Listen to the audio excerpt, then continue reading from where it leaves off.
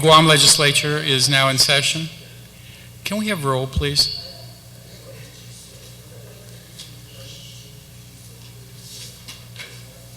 Senator Aga? Here. Senator Aga? Senator Aga? Senator Glass? Senator Glass? Senator Calvo? Here. Present. Senator Salvador? Senator Guthrie? Senator Barnes? Senator Barnes? Senator Palacios? Senator Pangilinan? Senator Respicio? Senator Pt.2? Senator Tenorio? Speaker Wampet? Mr. Speaker, there is a quorum. With the quorum, I understand we are still on Bill 230. Madam Speaker, you're recognized. Thank you very much, Mr. Speaker. Mr. Speaker, we left off yesterday when I made a motion to waive resolving into committee of the whole, and my colleague to my right had some objections, and I think he was right in the middle of discussing it. I'm not sure, or has he completed? Senator Calvo, The only way to move forward have we is- resolved it? Yeah, the only way to resolve it is to withdraw or else move forward and calling for the vote. Yes, Senator Calvo, you're recognized. Mr. Speaker, in the spirit of comote, as my former speaker once said, and harmony and magnanimity, I request that I move to withdraw my earlier motion. Thank you very much, Senator Calvo, for that And gesture of course, I will be collegiality. making amendments to assist in making this a much more better bill. Thank you very much, Senator Calvo. Madam Speaker, Thank you, Mr. Speaker. And I'd like to thank my colleague. I think that's been basically the rule of thumb when the bill goes to the floor, is that no one individual, has all of the best ideas, and there are always input provided by many of our colleagues here, at least 14 others, with in the hopes of always making a bill favorable and palatable and something that would most benefit the community. So I thank my colleague for that, and I definitely will work with him. So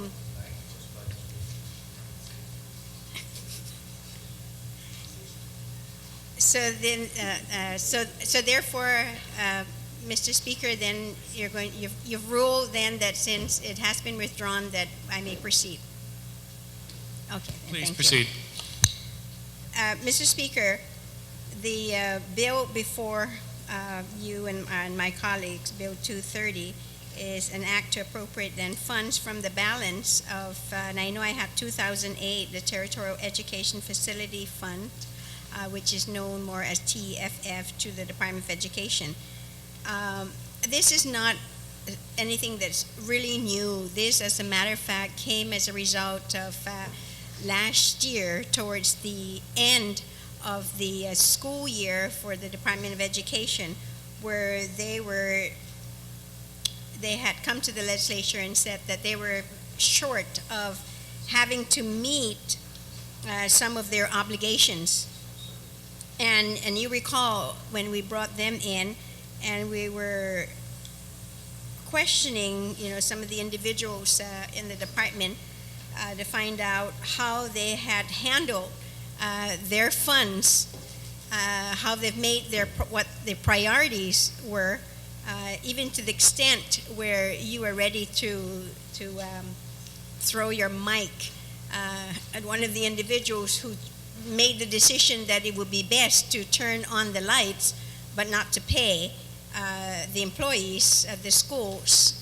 And that didn't make any sense, to have power in the school facilities but no teachers and students to be able to continue then teaching.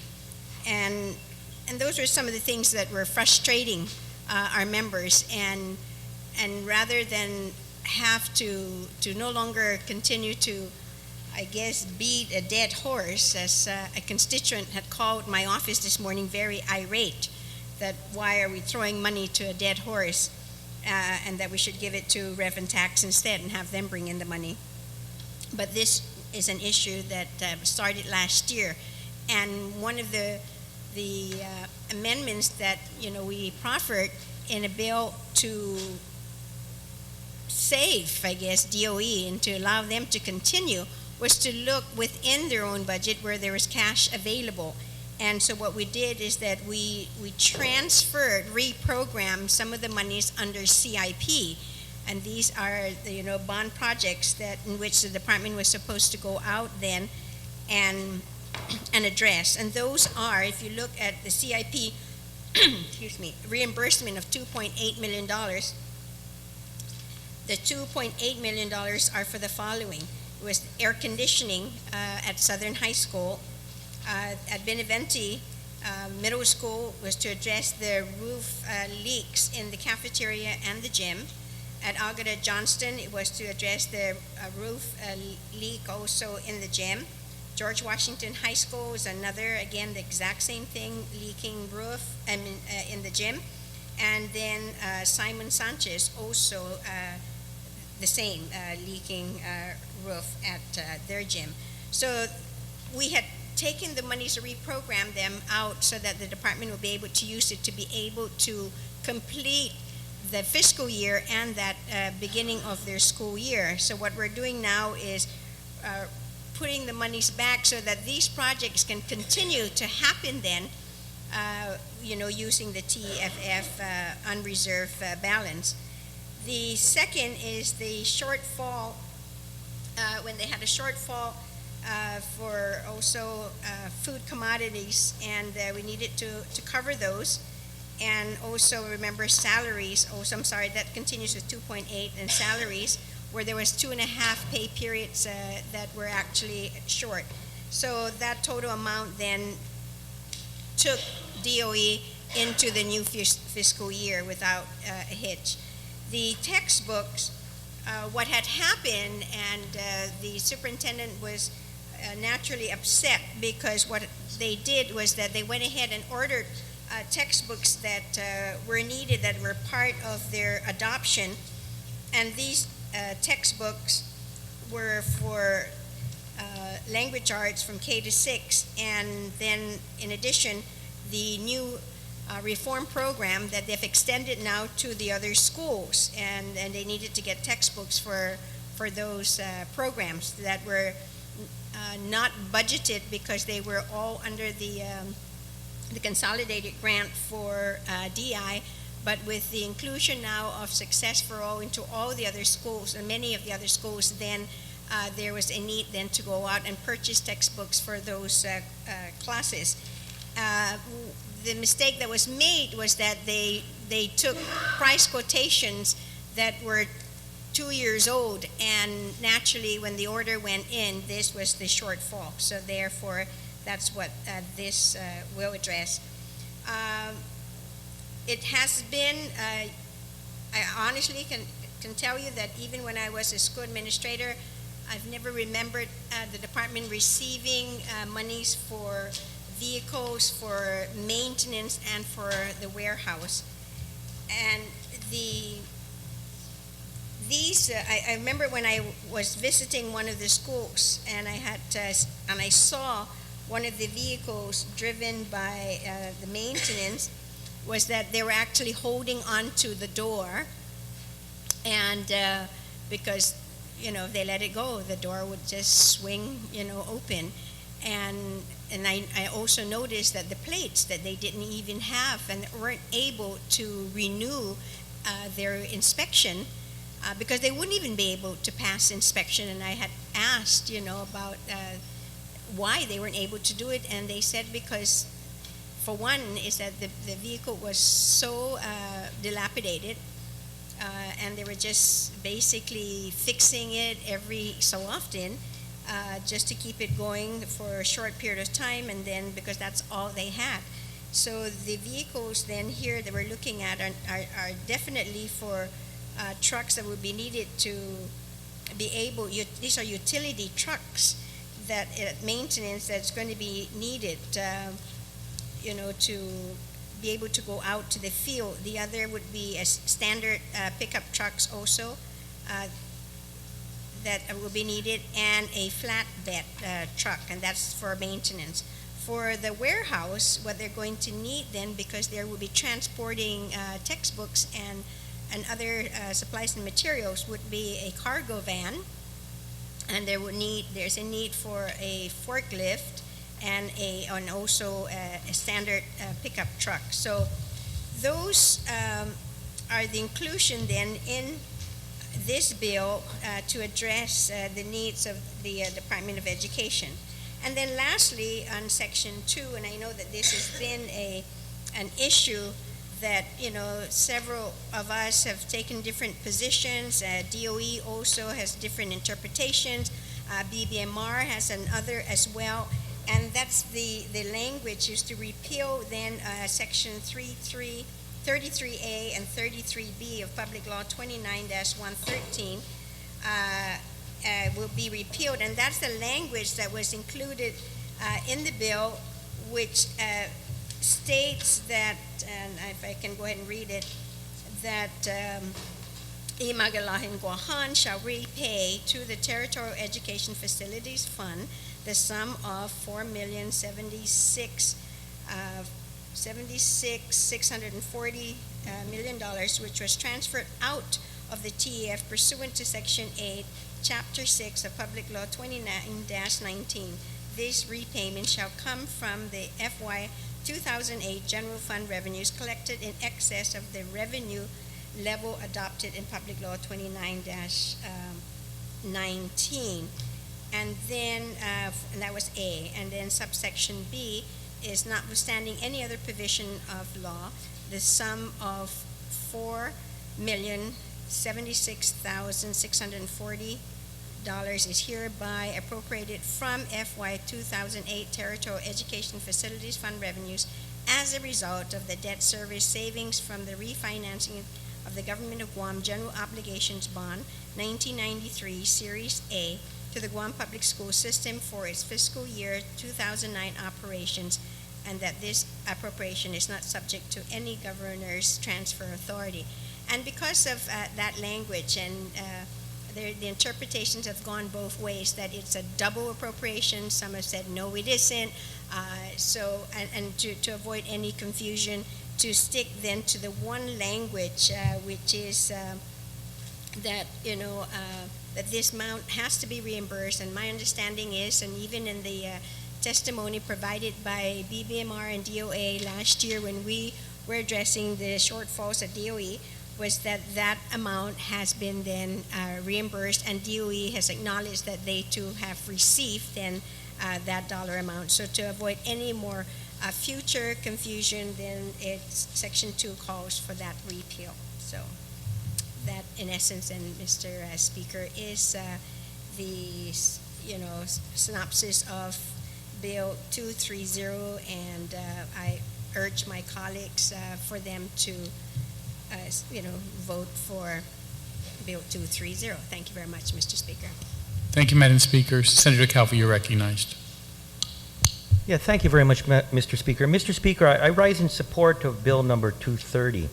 In fact, this brings back to light some of the discussions I had with the good Speaker and Oversight Chair of Education back in September. And I recall at the time there were so many issues, and it always is that, I think at the time we were talking about the appropriation, double appropriation. It had always been my stance that it was not a double appropriation, that there was a dire need to give additional funding to the Guam public school system. And ergo, you had a $4.6 million appropriation from the general fund, but then you also had another appropriation from the Education Facilities Fund. And of course, maybe the intent in the original budget bill was that it would be a single appropriation, but in my opinion, and that's why, again, I tried to work with the speaker in looking for differing funding sources. It was not my intent when working with her office that these were not was not a double appropriation, wasn't a mistaken appropriation. It was just to give additional resources. But again, because of maybe some miscommunication or misunderstanding, this portion there, again, Section 2, will at least clean up that, whatever that misunderstanding was. In fact, I remember in our discussions with the good speaker and looking for additional resources, and that's where, again, with the help of my staff, we were aware of an unexpended portion of the territorial education facilities from the prior year. And I want to congratulate her because after our discussion, not too much longer, the good speaker introduced the bill. Would have been nice for me to be the second sponsor, but maybe I can ask that at the end of the process. But again, I just want to congratulate her, though we're a little bit late, especially in regards to all the issues affecting DOE. Let's just deal with the issue and give them the resources they require. And of course, again, the issue was brought up about how do we help out with rev and tax in their collections. And again, that's why I look forward to, there's another bill that my good friend in Prima has that I know if we get that bill passed into law, there's actually actual cash available to assist rev and tax in ensuring that we make the projections that have been ratified in the current budget. Be that as it may, I'm in favor of this bill. As a matter of fact, after the good speaker had introduced this bill and after our discussions, and of course knowing that what was available in resources from the Education Facilities Fund, I also introduced a Bill 235 not too much later that also dealt with the issues that I was hearing out there from the community, not only in regards to education, but also in regards to funding programs for the disabled, such as Fumagunta. Some of the issues at the time, such as the Guam Memorial Hospital, if you can recall, that was the rainy season, and boy, I tell you, when it rains in the Guam Memorial Hospital, it seems that the water seems to seep right through the walls. And at the time, there was a shortage of soft goods, linen, pillowcases, and also gowns, because they were also serving a purpose as keeping the flooding be contained within the floors and walls of the hospital. There was also the issue, again, and what we saw in the budget, that maybe there needed to be some assistance also in other programs, such as funding the mayor's additional requirements, since they had the responsibility of keeping the grounds maintenance for the schools. Of course, lastly, there was an issue that was dealing with public health in regards to funding vacancies for nurses. So, of course, I introduced Bill 235. Of course, following that with Bill 292, that again is similar in nature and using the full balance of those unexpended, unencumbered balances of Territorial Education Facilities Fund. Then also, again, there has been assistance from other members of the legislature in focusing on needs of education, and that's, of course, why our good Ways and Means Chair introduced a bill not too long ago, maybe last month, dealing with education and also using those monies that are available for assisting in shortfalls in education. But Madam Speaker, again, this is a very good bill. And again, it was introduced. I wish you could have had this in the session floor a lot earlier. So, but now, at least now we can do it. You know, it's as long as we get it done. The only thing is, too, as a result of some of the issues that were brought up when I had my hearing on Bill 235, I believe that we need to give some flexibility to Department of Education in regards to the uses of funding. And I will be proffering an amendment And if you would allow me, Mr. Speaker, I will have it printed out and passed out to the body. We'll take a short recess. Thank you very much, Mr. Speaker.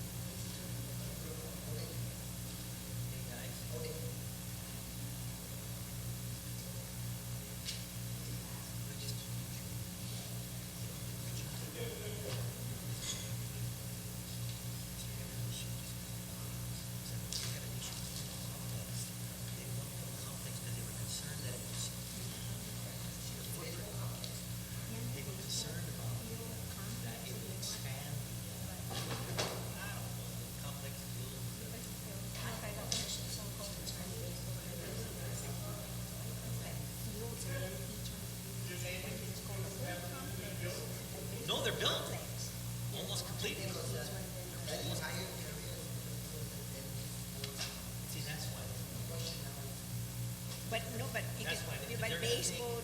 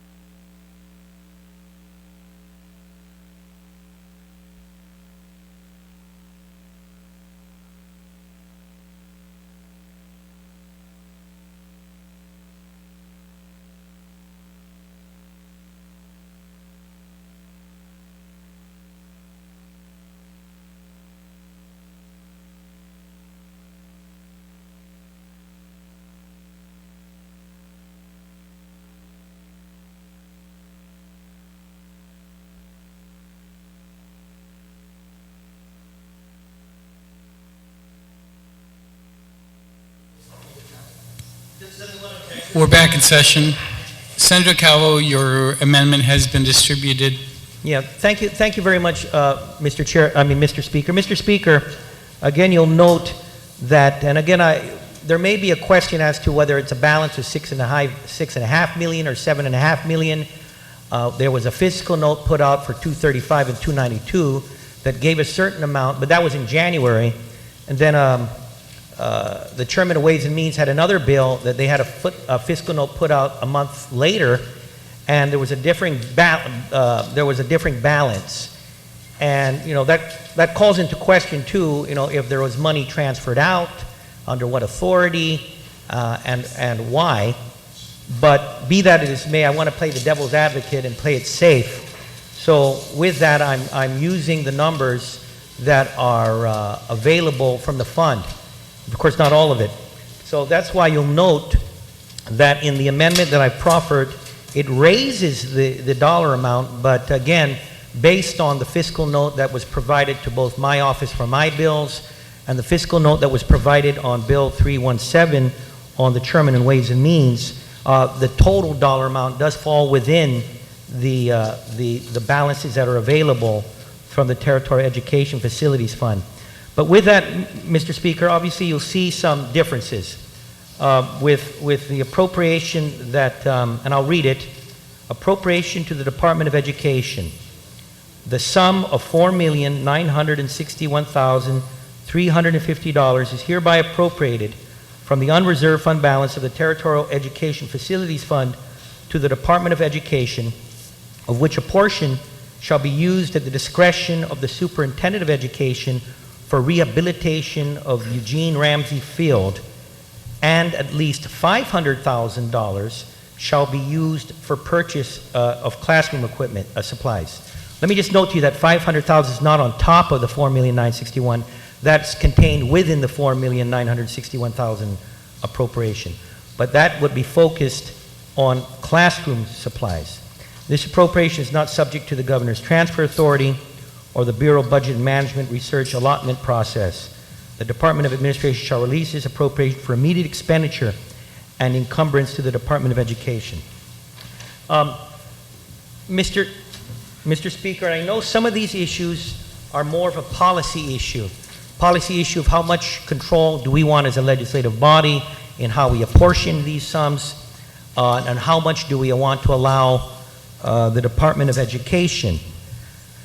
Remember, when this bill was introduced, and I remember at the time too, there was always the issue on, and it's always at the beginning or the end of a fiscal year, in fact, it was close to the end of the fiscal year, the same continued argument on about $8 million that is a shortfall. And I've always contended that there has been a shortfall in allotments sent to Department of Education based on appropriations. And I recall that was an issue with the Chief of Staff of the Governor, and that has been ongoing for years. So you have this situation where, from the standpoint of the books of Department of Education, they have this shortfall. Now couple that with, and of course I had my discussions of my staff with the superintendent over the past few days. It is their contention that they are still owed close to $8 million for this fiscal year. They believe, and it's their opinion, that they're behind on allotments. We all know also that when it comes to the issues with the U.S. Department of Education, the Department of Education has been using their general fund allotments more as a bridge type of finance to fund federally funded positions that, again, were not paid as a result of some of the issues in regards to DOE with U.S. DOE. They are in a real tight jam. They are in a real tight jam. And they don't have any flexibility to use even the fund. Actually, they don't have enough funds now. I remember talking to the speaker yesterday, and she's talking about also the shortage in power, the shortfall in power bills. And there's a concern that with if they don't pay their power bill on time, then the schools are going to be cut off. I want you guys folks to think about it. This bill was introduced in September. We understand every day what is going on in the Department of Education. There is a shortage in supplies. I talked to Narissa just yesterday. They need that $500,000 in supplies for classroom, for the kids. This bill is good because it gives additional resources. But what I'm hoping that you would understand in moving forward this amendment, the Department of Education, the schools are in a difficult time. On some of it, there are issues with them, but some of it dealing with even issues with the administration and allotment releases. Some of it dealing with issues on cash flow. So they are behind in receiving their allotments. They're behind. They haven't paid their power bills. They're ready to get their power cut off. You talk to any teacher, you're going to see the issues with shortages in whether it's toilet paper, soap, whether it's cleaning supplies, whether it's material that is used for the classroom. There's a shortage in that. I respect the speaker. I understand the need to focus on things such as CIP reimbursement, textbooks, vehicles for maintenance, vehicles for the warehouse.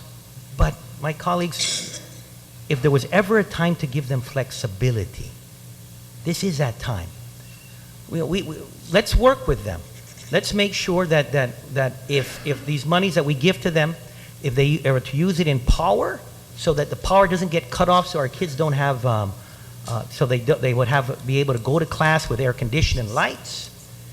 If they buy, if it's for toilet paper or for the electric light bulbs, so that they can read or do their work, and it's not in a darkened class, or that if they need to use the restroom, they will be in a sanitary situation. I'm asking my colleagues, please, to reconsider and allow for this amendment to move through. And obviously, times have changed too. The provision there on Ramsey Field. Okay, it may be something that every one of us here as a senator hears from constituents.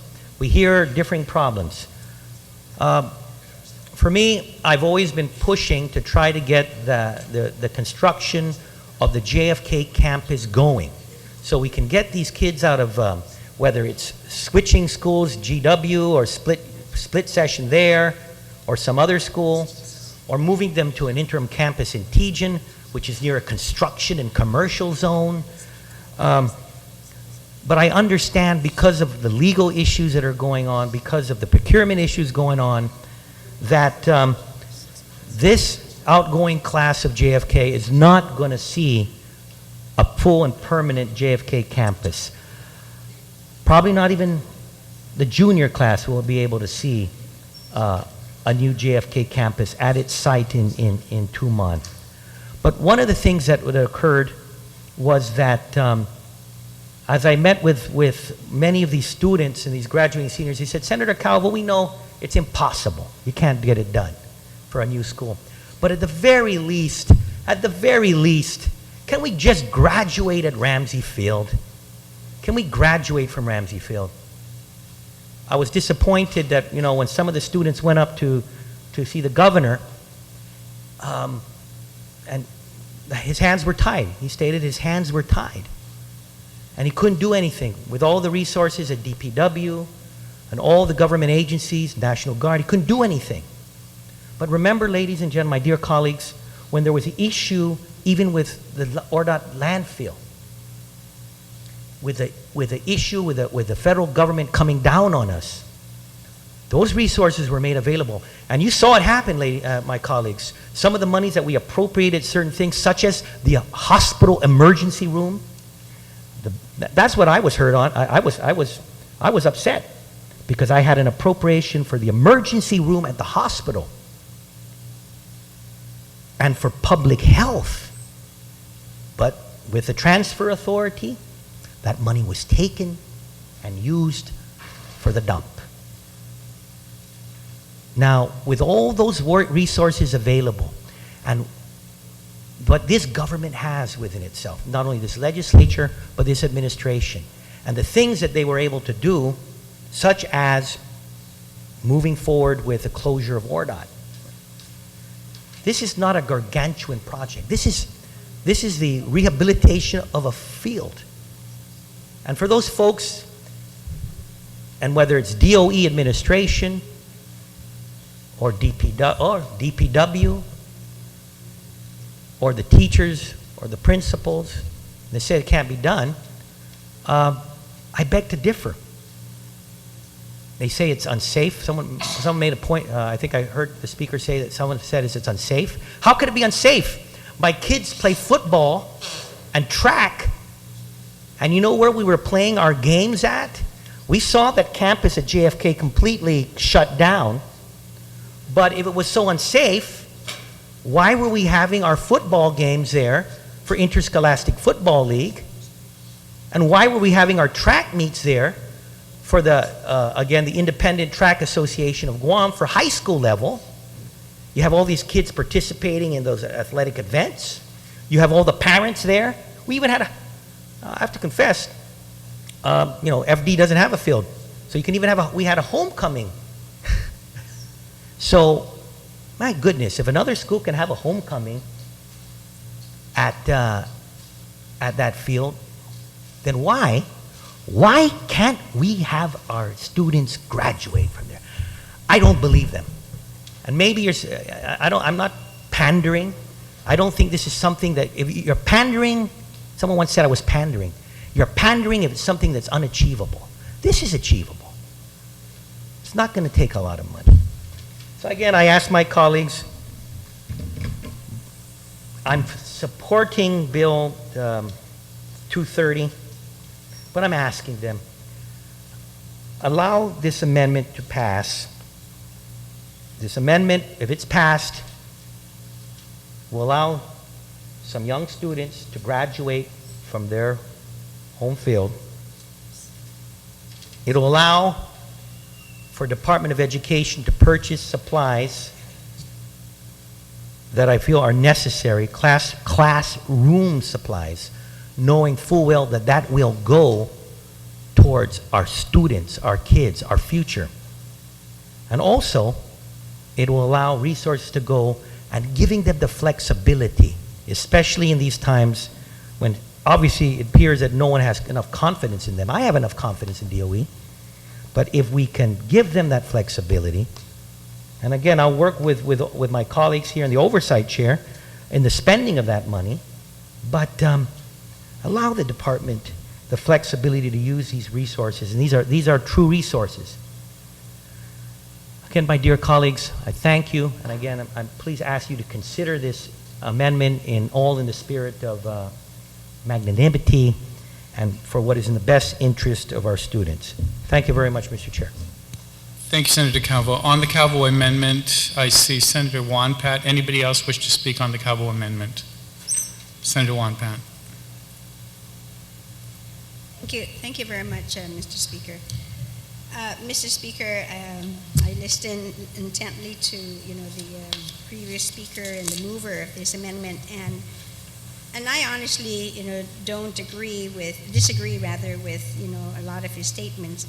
My concern, however, is that when you look at the amendment, he has stricken out the itemization of how the $4.6 million is to be spent. And it's important that these details be a part of this whole scheme of the amendment in which the monies are to be spent, and primarily because when we took out, as I said earlier, borrowed basically from the bond monies, the CIP monies of $2.8 million, that we need to reimburse that specific amount of monies again back to those projects so that they'll be able to continue to make the repairs in the facilities. Additionally, it's important to also specify the textbooks money, because we have appropriated monies before 3.5, we always do an advance appropriation, and this 1.6 is above that primarily because of the new adoption and the adoption of the new reform program, the language arts books and the new reform reading program. Many times, Mr. Speaker, and I've seen this time and time, and it's not that I don't have any faith in the department, but it's because their priorities change every day. And when they get cash, then naturally, whatever the priorities are for that day, then that will be the critical issue. That is what they're going to end up using the monies for. But you've got to set priorities for the department as well, just the way we do with the different departments and agencies, where we list and we itemize, we fund by object categories, and there are reasons for that.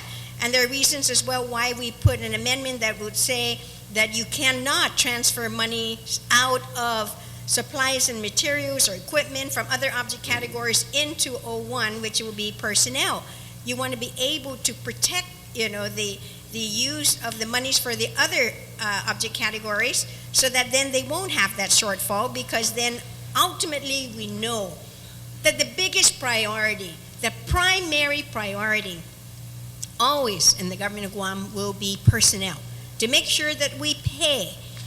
And then with the recent, decision of the board in which they're going to give the $3.5% increase, then tells me that when there is absolutely nothing to guide the department in this sense, these are extra monies now that can be used, because there's no specificity in terms of how then this 4.9 million instead is going to be used, with the exception of where, it's the rehabilitation of the field and for some classroom supplies and materials.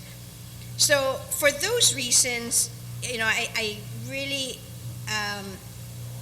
I hate to say I'm going to object to it, because I want to work with my colleague, and I like the idea of the additional $500,000, but I like to be able to also reword that, so to speak, is that it could be a subsection of D of $500,000, but, and this is the proposal, and maybe later. Can we take a few minutes then? Yes, I'll would call that help? for a short Thank you very recess. much. I would like to speak to the author.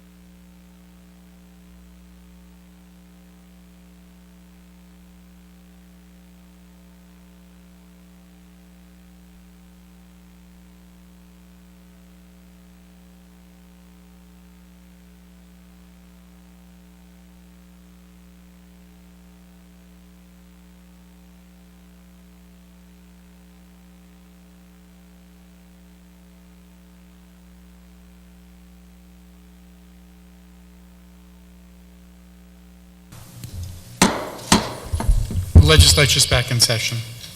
Senator Calvo.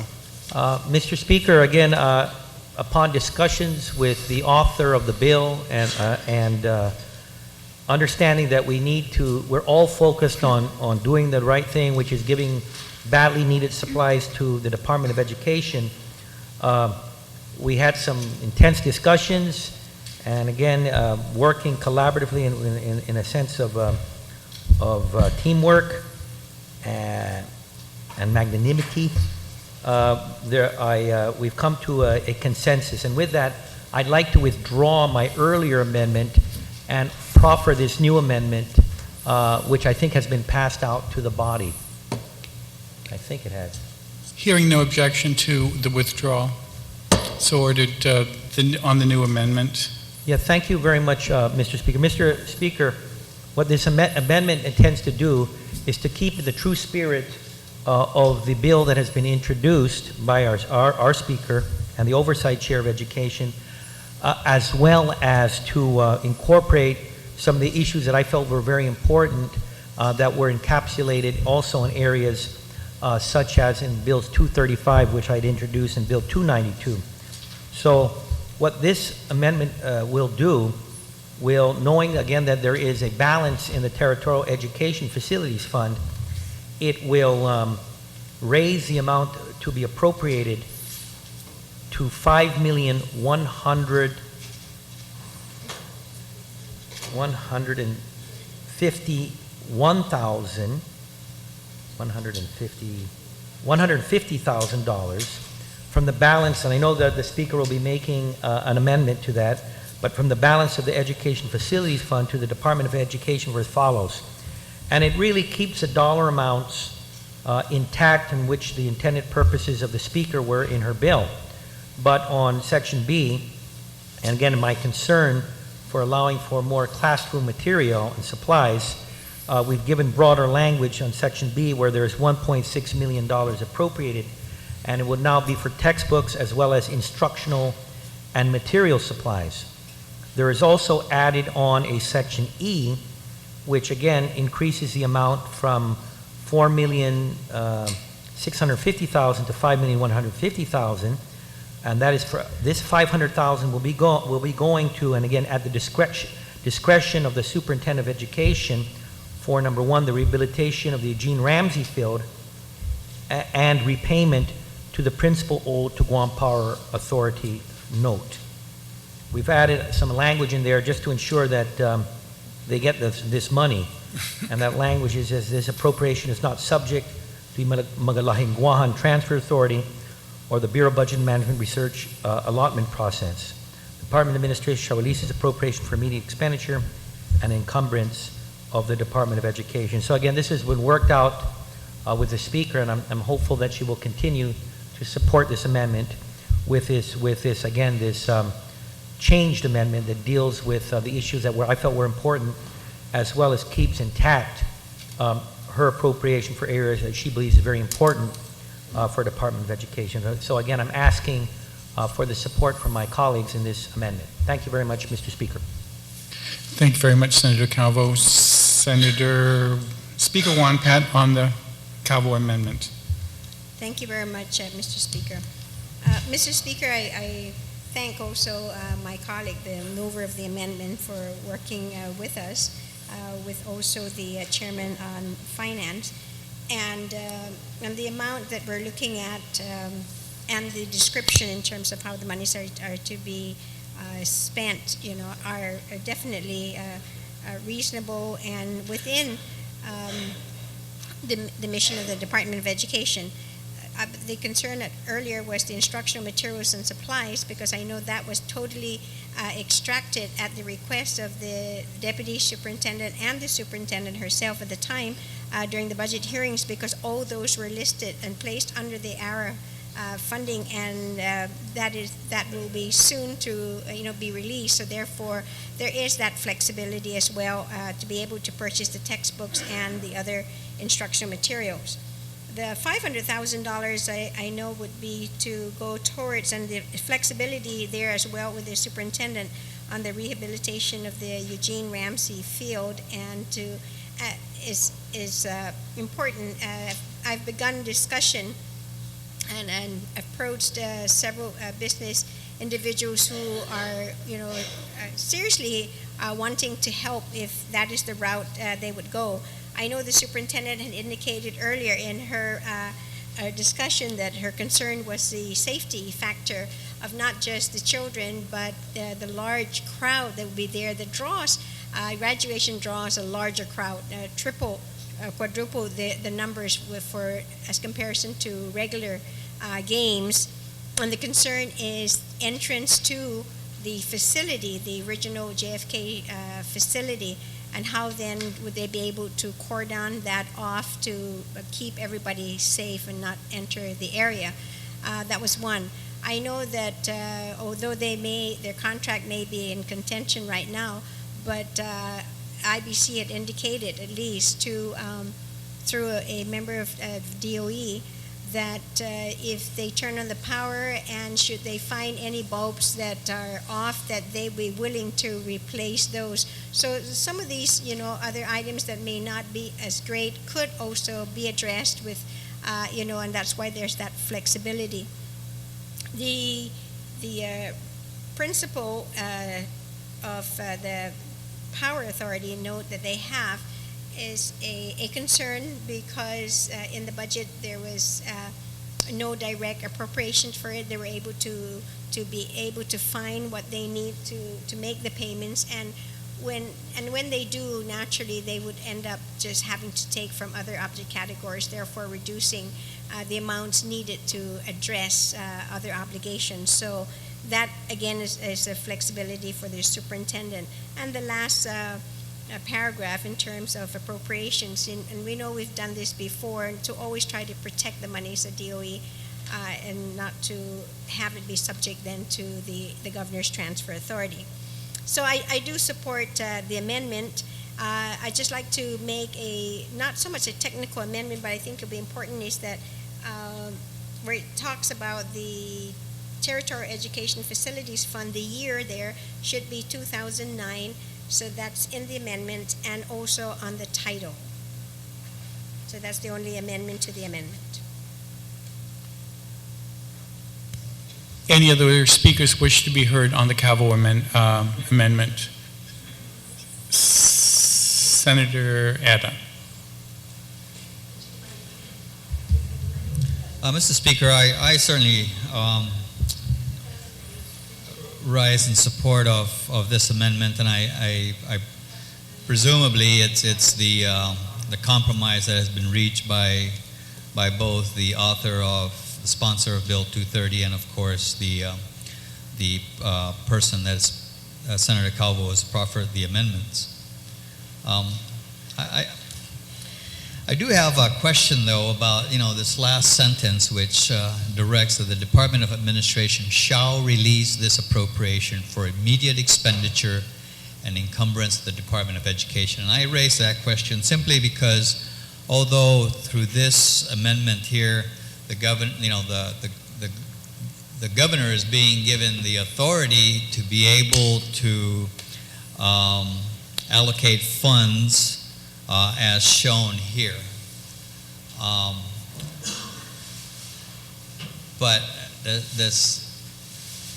I thought that this legislature's boundary basically is to give that authority, and it's really up to the governor to decide which authorization he would actually allocate hard cash to. And I'm just trying to come to grips to that simply because I just want to make sure that we're not, I just want to make sure that we're not passing something which, again, on its face looks like that's it. As soon as the governor signs this thing, he has to allocate those funds, and that maybe I'm just not fully informed as to how this works. So maybe if somebody can kind of clarify, will this in fact, if the governor signs it, immediately release cash for as allocated on here? And so I do have a question about that, and if anybody can clarify that, I certainly would appreciate it. Thank you. Anybody wish to yield to the question? Not seeing anybody wishing to step forward, I guess it'll be left unanswered. I'm sorry. Senator Ada? Senator Calvo, go ahead. Again, I will yield to the question. Again, understanding that whatever we're talking about in regards to revenue projections for a given fiscal year and actual collections, a lot of that deals with cash flow. You can have a revenue projection for a certain fund, let's say the general fund, and then, of course, there's the cash flows that inflow as it come as a result of those projections made. The issue on the Territorial Education Facilities Fund is, again, it's not something that's ambiguous or a number that was just pulled out. This is a more tangible in nature because, again, it is there even in our financial statements. If you take a look at the books of the government of Guam, the most recent audited financial statements, there were monies collected that are in that fund.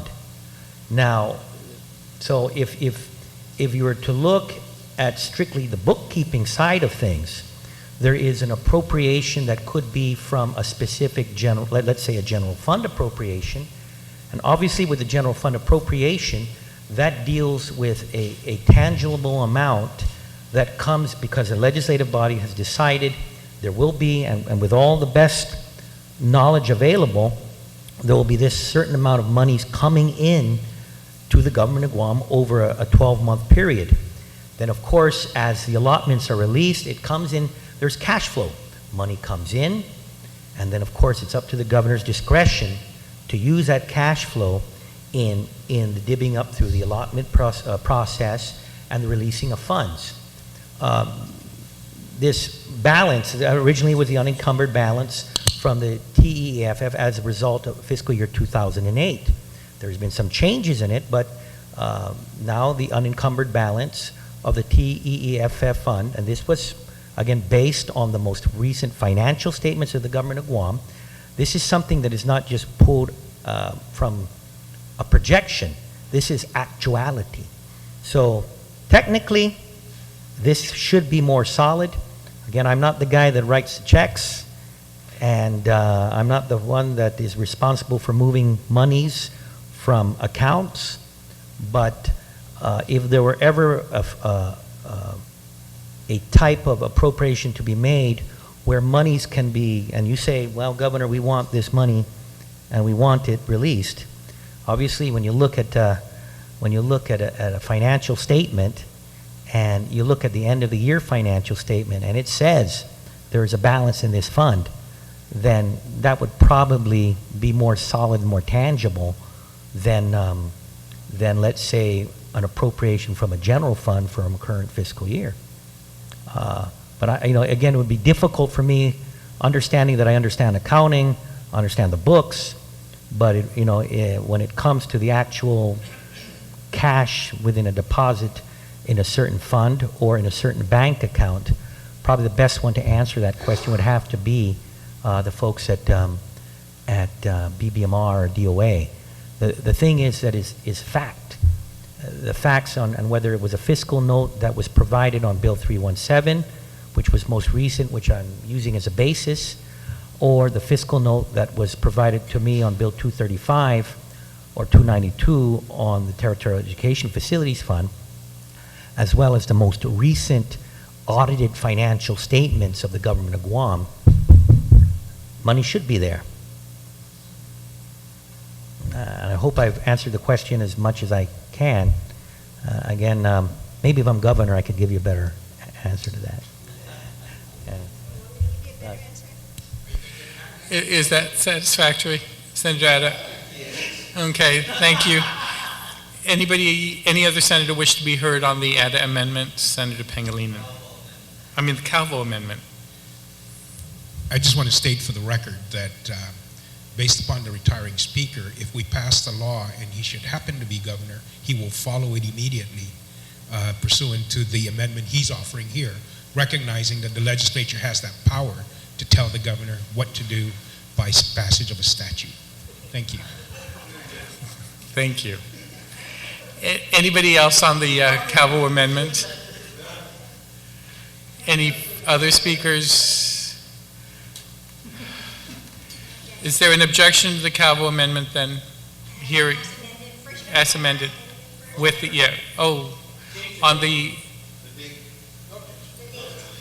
Wampat amendments to the Calvo amendment, is there any objection?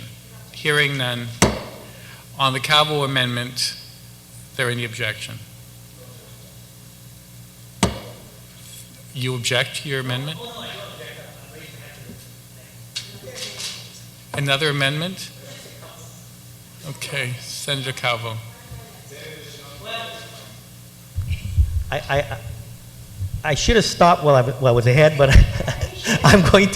I have to move forward in some of the amendments that, and obviously I'm going to telegraph my punch. Anyone who saw Bill 235, I figure if you can't beat them, join them. So I'm going to try to join the good speaker on her bill. The next amendment I have is, again, it's been passed out by the body, and it also deals with education, and if I can read it, it's add a new, by the way, there's been a typo because things have been changing, but it should be add a new section 2, or there's 3, is it 3? Well, add a new section, whatever the new section will be, it'll add a new section, and the new section will be appropriation to the Mayor's Council of Guam, and what it would read, of course, is a sum of $500,000 is hereby appropriated from the unreserved fund balance of the Territorial Education Facilities Fund to the Mayor's Council of Guam for the upkeep and maintenance of public school grounds. This appropriation is not subject to the Governor's transfer authority or the Bureau of Budget and Management Research allotment process. Again, the same language I stated earlier, the Department of Administration shall release its appropriation for immediate expenditure and encumbrance of the Mayor's Council of Guam.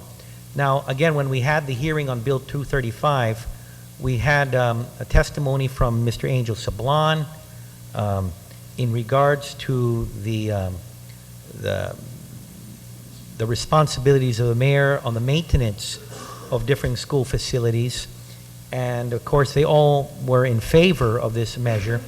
And for many of the mayors, their hands are tied. They need additional resources for the upkeep of the maintenance of the grounds of the schools. And folks, you can just take a look around and take a look at some of our schools that in many of our schools, when it comes to cutting of the grass and general upkeep of the certain facilities in terms of garbage being picked up, there's indeed a need for giving additional resources. So with that in mind, and based on the testimony presented on Bill 235, I'm looking forward to the positive assent from my colleagues in the passage of this amendment, which will give needed resources to the mayors so that they can, again, do the jobs that have been mandated by them in regards to the grounds maintenance for the school. So I'm asking for your support in this measure. Thank you, Senator Calvo. On the Calvo amendment, Speaker Wampat. Thank you very much, Mr. Speaker. Mr. Speaker, I always applaud our members when we want to go out to assist, in particular our mayors. And it was actually through the initiative of one of our mayors during an education budget meeting that was last term, that this whole idea of actually transferring now the money out of the Department of Education to the mayors, to assist the mayors who have been doing the work of trying to maintain our schools. Mayors take pride in their schools, and naturally the principals and the PTOs have been going to them to seek assistance where either the private sector, who the department has outsourced this to, was inadequate in terms of providing ground maintenance. So through the efforts of our mayors, then that's where this whole idea came about, to actually transfer the monies now and give them to the mayors. The first time that this was done was in the 29th Guam Legislature, where we took the formula that the Department of Education used at that time then for each of the schools to determine how much then should the entire contract be called for to put it out on a bid.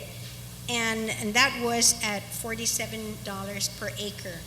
Immediately after the bill was passed, then I waited, no, not immediately, because I actually waited a whole quarter to have things start rolling, made visits to every single mayor on the island to talk to them about the funding source, how it was working, what are some of the things that we need to do to improve for the upcoming fiscal year.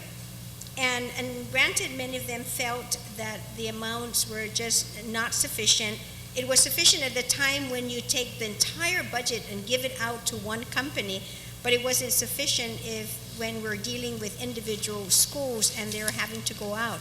Some of the great things, however, that our mayors did that they were very creative is that because some of them have a number of schools. Some, and in particular, I'll take Pt.2 because Pt.2 has about maybe 6, 7, 8 schools just under Pt.2. And what they did was that the mayor did was that she took the entire amount and combined it, and she actually went out to businesses in her own community because they're part of the community and want to make sure that they're able to assist schools in their own community. And when the bids went out, she said the first time around, fortunately, the amount was actually sufficient. Some of the smaller ones had a little more difficult problems, but then what some of them also did, and this is how creative they were, is that they actually would speak to their neighbor mayors and then would try to combine then their resources, their funding, because then they were feeder schools for these elementary schools feeding into the middle and then middle feeding into these high schools. And then that's how they were able again to stretch the dollar. So after hearing some of those concerns and then going back again to the drawing board and then looked at better times when the department was able to then determine how then they could appropriate or come up with a formula. So what we did is that we practically doubled the dollar figure from $47 per acre. So we went up for this fiscal year, went up to $75 per acre. So when you look at the amount then that they received last year and the amount they received this year are really, really, really different. I mean, it's almost even double the amounts that the mayors, are receiving this year as compared to last year. And just to give you a general idea, is that schools that last year received like $5,000 have been increased to $9,000 for their schools. Schools that had $7,000 went to $12,000.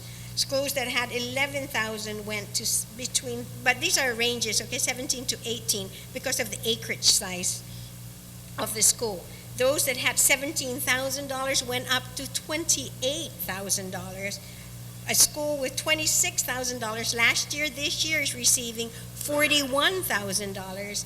And then schools at $30,000 is receiving this year $49,000. So what in essence I'm trying to say here then, Mr. Speaker, is that although the amendment is well intentioned by wanting to give an additional $500,000, because of some of the concerns that they said that they weren't getting the amount of money, I feel slighted by that particular comment, because I think the amounts that were appropriated this year doubled from what they were getting last year. And every single one of them, before the amendment was actually included in the budget, we had called again and gave them the dollar figure, and we showed them what the formula was, and the responses I got is that they were happy. Now, there were 3, I will tell you, that were not happy, because what they wanted to do was to hire additional people, so they added the salary above what they were going to get, and that's why then the amount was triple what, or quadruple the amount that over what they were going to get. So in essence, I'm I apologize, of course, to my colleague, but I will object to the amendment because I think what we've done was really sufficient and even better. And if you recall, the last session, the amounts were all still there. However, we had inadvertently eliminated some schools, but the dollar amounts were there, and we went in last session, and we made those corrections now so that all of the mayors were able to go out and put out the bids. And in particular, that school, the village we were talking about was Pt.2, so we were working very closely with the mayor and the council, and all that has been addressed now, so hopefully everybody should be a happy camper. Thank you very much, Mr. Speaker. Thank you very much. Senator Pangilinan. Any other senators wish to be heard on this? Any other senators wish to be heard on this? Senator Pangilinan, please. Mr. Speaker, I actually I was at the hearing, and one of the things I must have heard a little differently, because one of the things the mayors actually wanted to happen was to be more definitive in terms of what we expected of them. The language that was in the original bill, I think, had upkeep and maintenance, and they said that with that kind of language, the bill and the money was to be used for grass cutting. That was the original program that was put into place. And because the language was so broad, the principals were expecting more of the mayors that they could not deliver. So they were now, the mayors were being put in a position of not arguing with the principals, but the principals' expectations was much more than what the program was. So that they wanted things like the parking lot paved and the potholes repaired because it says upkeep of grounds and maintenance. And the mayors are saying, you know, that's not, we wanted to enter into this program to help with the grass cutting. That was the biggest problem, or one of the biggest problems with the schools. And the mayors just wanted to do something for their community if given the resources. So by putting in here now for upkeep of and maintenance of the public school grounds, now they're, you know, that further solidifies the expansion of the intention and moving away from the original program, which places the mayors in a much more difficult situation because they just don't have the personnel, the skill levels to do things like the upkeep of the grounds and maintenance. Things like painting the school buildings, repairing the playgrounds, all of that are under upkeep and maintenance of the public school grounds. And the program really is meant for the grass cutting services. So I think the amendment for me, is not what the mayors wanted. They always want more money, and they could always use more money, but you know, it would be unfair to give them just this money now and then expect them to upkeep the grounds and maintenance of the schools and maintain the grounds and maintenance of the schools, because that's under the DOE budget itself for maintenance. And so while I understand our desire to help the mayors, the other thing that the mayors wanted at that hearing was that if they could, number one, we be more specific, that the money that's being appropriated to them is for the grass cutting services. The other thing that the mayors wanted was the flexibility to contract for this and not have necessarily contract out to major or these large companies who have a large overhead, and therefore when they bid on the project, it's more expensive because they have to support the large administrative overhead.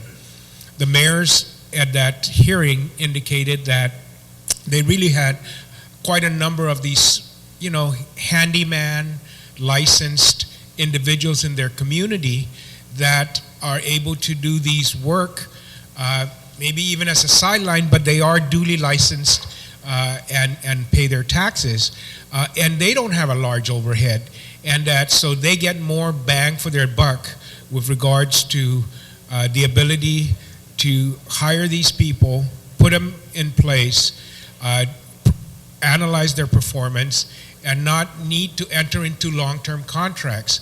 If we were to enter into long-term contracts, then if the company doesn't perform, then you have a 9-month contract, and you have to go and harass these companies in order to make sure they do the job according to the expectations and the requirements of the mayors and the school principals and the school community. And the mayors wanted to be able to bring people on board for 2 months or 3 months and then renew that. And the way they could do that is if the money was appropriated to their revolving fund, and out of the revolving fund still segregated for that purpose of the grass cutting services, and then they're able to enter into these smaller, more short duration contracts that gives the mayors greater flexibility with the services that they're contracting for. And that's actually what we did at the request of the mayors in another, in Bill 317. I know the standing rules say I'm not supposed to discuss it, but you know, we will discuss that when that happens. So I think that this amendment is, for me, a little contrary to what the mayors were looking for, and therefore I don't stand in favor of the amendment because of the representations made to the mayors, or at least what I heard of their representations was at that meeting. And I know I paid very close attention when the mayors were speaking. Thank you. Thank you very much, Senator Pangilinan. Any other senators wish to be heard? If not, Senator Calvo. Yeah. Thank you very much, Mr. Speaker. I'm listening with very much intent to the statements of the previous speaker, and I understand too their reservations on this appropriation.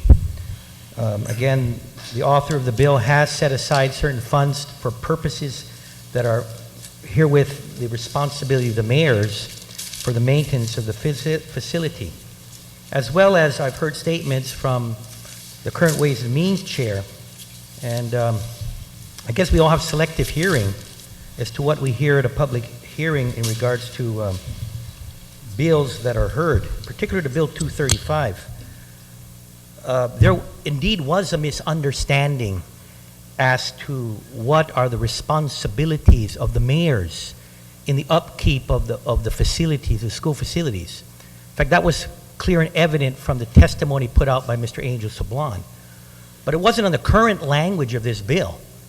That is already existing. In fact, he had asked that maybe there needs to be clarity in the language of the current laws, because what has happened has been because of current language in the budget law that there was this misconception by members of the Department of Education, the schools, that it wasn't for just cutting the grass, but it was for other related activities in regards to the maintenance of the facilities. So I understand the sentiments of the earlier speaker, and maybe there are ways that we can tighten the language in this amendment, but it is not this amendment that has caused this misunderstanding. It is the current language of the law, and the perceived, because of that misconception, the perception there by the mayors that they are not given adequate resources. They're ready to jump to the plate and swing and try to assist in this matter, but again, they asked either we tighten the language, which I like to work with my colleague on that, or give them more money. And there was true. Angel and the mayors on a lump sum appropriation said, make it a little bit easier for us. Can you delineate it? And I understand. I've even made the comment about the role of Solomon. It's very difficult for someone like Angel Sablan to work with all the mayors and try to break down a certain amount of monies for certain schools. And with that, they were looking for more direction and more detail in this. And I'm willing to work with you folks on that too, on what formula to be used. But it was obvious they all were there and they needed more money.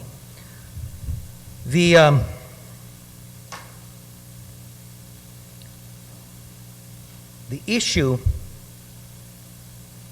obviously, is that they have a responsibility for the upkeep of the schools. And they have been given that responsibility, and because of maybe some inadequacies of the current language of the laws that have been enacted by this body, there is a misunderstanding by representatives of the Department of Education on what are the responsibilities of the mayors. There is a need and desire for these mayors for more clarity in regards to how much money each mayor should get for a respective school. You have to work on that. And obviously, that's where we could probably work in amending this amendment. But it was very clear.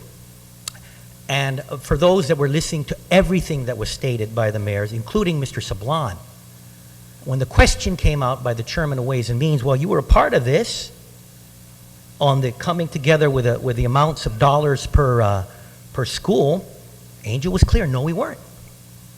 This formula, and of course, if you like to call the Angel Sablan, I can call him because we have the transcripts of that hearing. The mayors weren't a part of the calculation of the cost.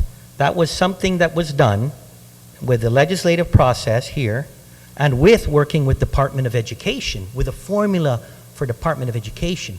That was the mayors were not participatory. So obviously, in the opinion of the mayors, and I value their opinion, because if there was one group of public servants that knows how to stretch a dollar, it is our mayors. I don't know how they do it, but somehow they're able to do it.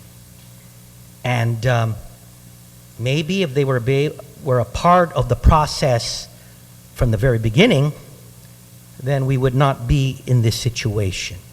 So, Mr. Speaker, I understand the sentiments of the body and of the earlier speakers, but again, it was very clear from those testifying for the Mayor's Council that they need additional resources. And I'm, of course, asking my colleagues for the support in the passage of this amendment that will give dollars to the mayors so that they can help provide quality services so our kids can go to school and go to school in a safe and sanitary manner. I ask you for your support in this upcoming amendment. A point of 2 points. Point of personal I think you privilege need to turn on your first. microphone. Yes, point of personal privilege first. And I just waited to give him the courtesy to finish rather than interrupt in the middle. And the point is, Mr. Speaker, is that I did visit every single mayor. I spoke with them. We talked about the original dollar amount. We spoke about what their concerns were. And then we also then, like I said, increased the dollar amount. Now, granted, they didn't say this is the dollar amount we want, but I've been in communication with them for the entire year. Secondly, on the bill, on public law 30- what's the number of this bill? 55? On page 119 of the budget, to bring in a point now, and this is point of information by this, and provide some information, that these were their concerns. That yes, some of the school principals were asking them to do more than what the original legislation in the 29th Guam Legislature called for. So therefore, in the 30th Guam Legislature, and I'm going to read specifically, because these are their concerns, and it was written in. Subject to the approval on Section 7, grounds maintenance for the school, subject to approval and scheduling of the public school principals. And that was put in because they needed to make sure that they work out a schedule with the school principals, and not that the mayors is just not coming in and doing it whenever they want to, or the principal is calling them to come in and do it whenever they want to. So that they wanted to make sure that that language is in. Secondly, the mayors are responsible for, and they want to know specific cuts, because these were on other contracts, previous contracts since the beginning that they've been contracting this out, that they're responsible for 18 cuts of regular grounds maintenance of DOE school grounds in their respective districts where ground maintenance, and this is the third, that those that are not already subject to an existing contract, because these are the new schools that were being built, that they have a contract right now with existing companies, so those are exempted, are not part of this. And then subject to approval of scheduling with public school principals, the mayor may, that's the fourth, contract with a private entity to provide the services authorized by this section.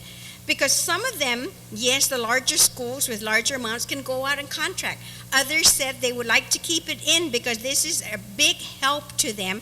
So they used their monies last year to purchase some of these equipment that they needed, knowing then that they may not have the money to continue the rest, but they would make do with other monies that they have and with their personnel. And that this year now, with everything in place, equipment in place, that the rest of the monies they're going to receive will be then to be able to purchase then all the supplies and materials, but not the heavy equipment, because this is going to be of bigger help to each of these districts, these mayors. So, it bothers me, of course, when, comments that I've not included the mayors in this discussion. Granted, it wasn't with the executive director himself. It was with the mayors that the communication had been made. Visits have been made and countless phone calls to go over these dollar amounts and to ensure that all of their concerns were addressed, and they were. Thank you, Madam Speaker. Closing? I'm still have the microphone. I'm closing on my. Mr. Speaker, in no way do I want, as a senator and as a colleague, to show any disrespect for my colleague or anyone who has spoken on this amendment. I'm just, again, speaking based on testimony put forth by Mr. Sablan, and there were 5 or 6 mayors present at the time. We're all here to try to work towards helping our education system. I have nothing but accolades to the author of the bill. I want to thank for working with her. But again, I do have provisions that were placed on Bill 235, and with 235 there was testimony made. I am ready and willing to show transcripts of the statements made by the executive director, as well as comments made by the mayors in this regard. And again, I was not a part of the process and discussions with the oversight chair, with the budget, and with the mayors, and with the schools in those discussions. So again, I rely on the testimony put forward by representatives, again, from the Mayor's Council.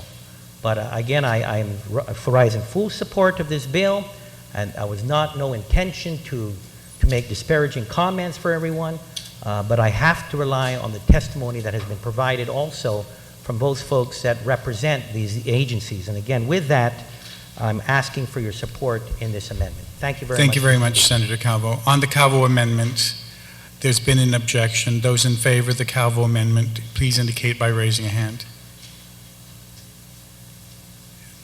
The amendment fails. Senator Calvo. Just 2 more amendments, that's it. I've got one here. Pass it on. That's all the same.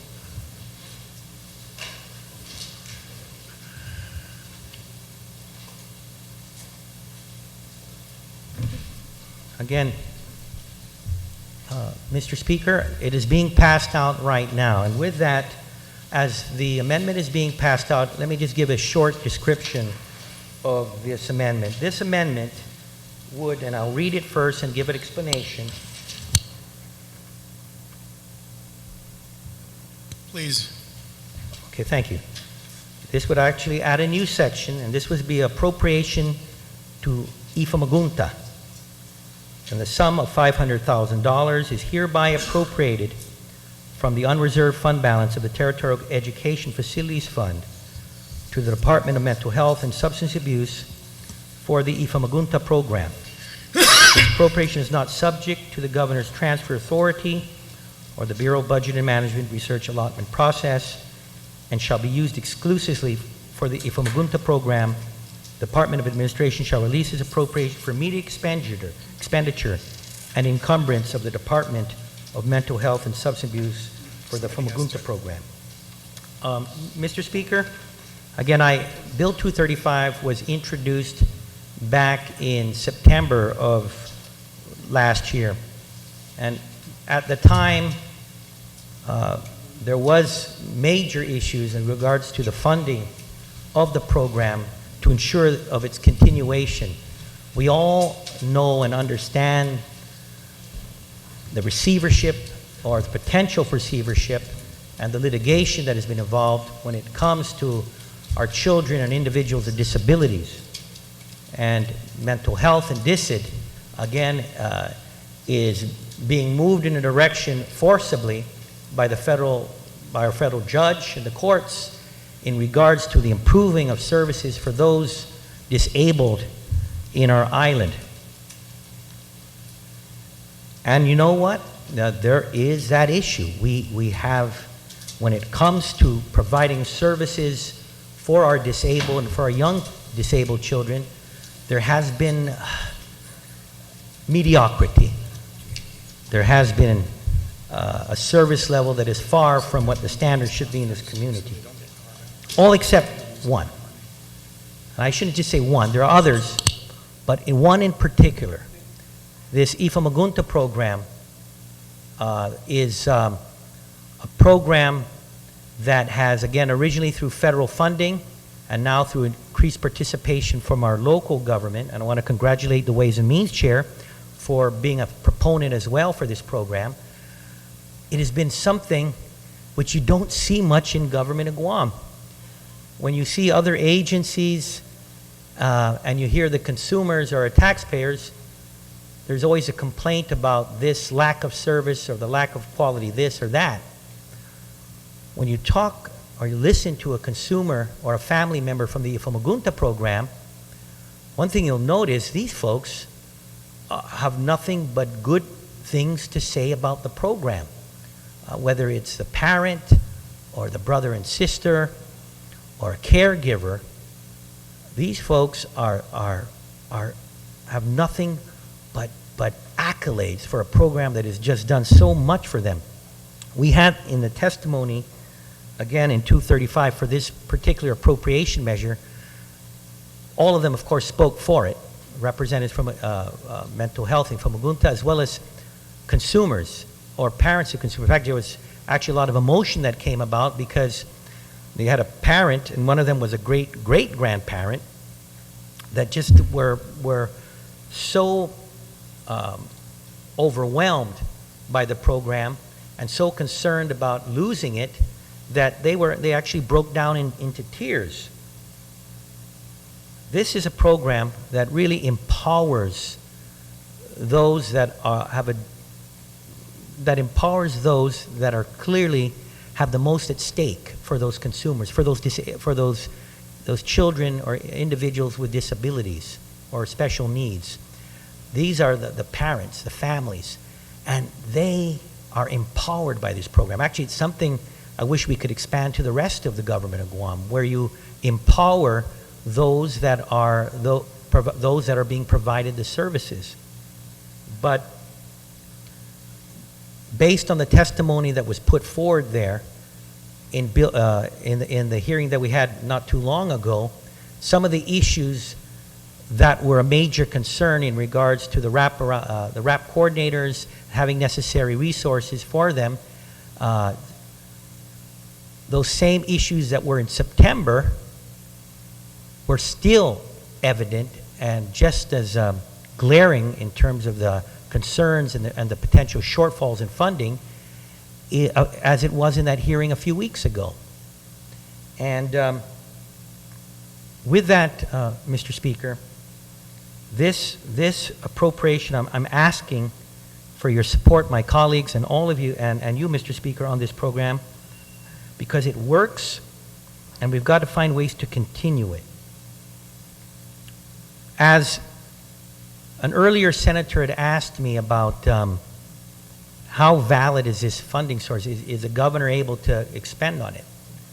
Again, some of the concerns I have is with general fund appropriations in various areas of government of Guam, based on how collections come in and how revenue forecasts are met, a lot of the funding for key programs such as Fumagunta or other programs are really tied to those collections that are coming in, and whether they meet the expectations of a revenue projection that was ratified earlier or in the year.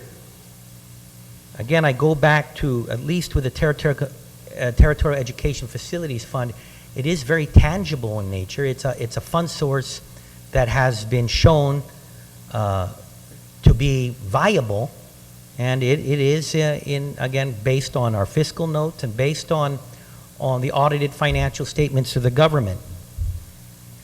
And with that, knowing, again, the importance of a program that helps our most needy, those are young people with special needs. I'm asking my colleagues for their support in this amendment, and with that passage of this amendment would allow at least some surety in a program that, again, has been so successful and touches in our most needy. So again, Mr. Speaker, I ask for all your support in the passage of this amendment. Thank you very much. Thank you, Senator Pangilinan. Thank you very much, Mr. Speaker. Mr. Speaker, I rise in support of the Ifamagunta program. I've always been there for this program since the beginning. As a matter of fact, my good colleague, Senator Lulian Guerrero, when she was a member of this body, and I worked on the system of care program and moving forward the necessary statutory authority for the development of the system of care program that has been now dubbed Ifamagunta. And she and I and members of this body have always been supportive. But I tell you what, Mr. Speaker, it hasn't always been that way. Prior to my chairmanship of the Committee on Appropriations, the Ifamagunta was never funded any of the vacancies that they had requested. And that was testified at that hearing, that in the 2007, 2008, vacancies that they had asked for were not funded at all. In this budget, we did fund 8 new vacancies for the Ifamagunta program. We worked with the Department of Mental Health and the Ifamagunta, and we put in the vacancy for the funding of these 8 positions in the regular salary category of the department because we wanted to make sure it got there. And it's there. We looked at it. As a matter of fact, as a result of that meeting, I want to commend the good chair for the hearing, because that's when it was testified that they thought they had no funding for the vacancies. And so I told them, I am positive that when we put together this budget for this fiscal year, we funded 8 vacancies for the Ifamagunta. And so we did, after the hearing, a couple of days after the hearing, we sat down with the director of, the director of the Ifamagunta program and their ASO, Mr. Affligui, and we pointed out exactly where the funding was. And they said, oh, now we see it. Then we went further and worked with the Bureau of Budget and Management and explained to them again, trying to make sure that they could follow the money trail. And we showed them where we had put in the funding for the vacancies, and they said, oh, now we see it. And so to make sure that everybody sees it, we did then in a next bill that we're going to be talking about, 317 once again, we did then break out the budget for the vacancies out of the regular salary category and specifically earmarked it for the positions of the Ifamagunta wraparound program and to fund the vacancies for those positions. So I certainly support the program.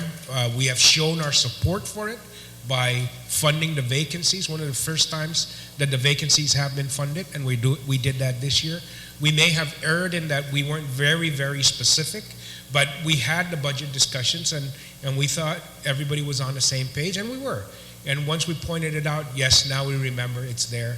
And so they're now in the process, and we will spell it out very briefly. So we again, I think it can always use more money, but we wanted to make sure that the money we provided them will be able to be released to them. And I think that what we're doing in a later bill will ensure that the money then is delivered to the program and that they will get the resources in there. So I certainly support this. I commend the author for his continued concern and support for the Ifamagunta program also.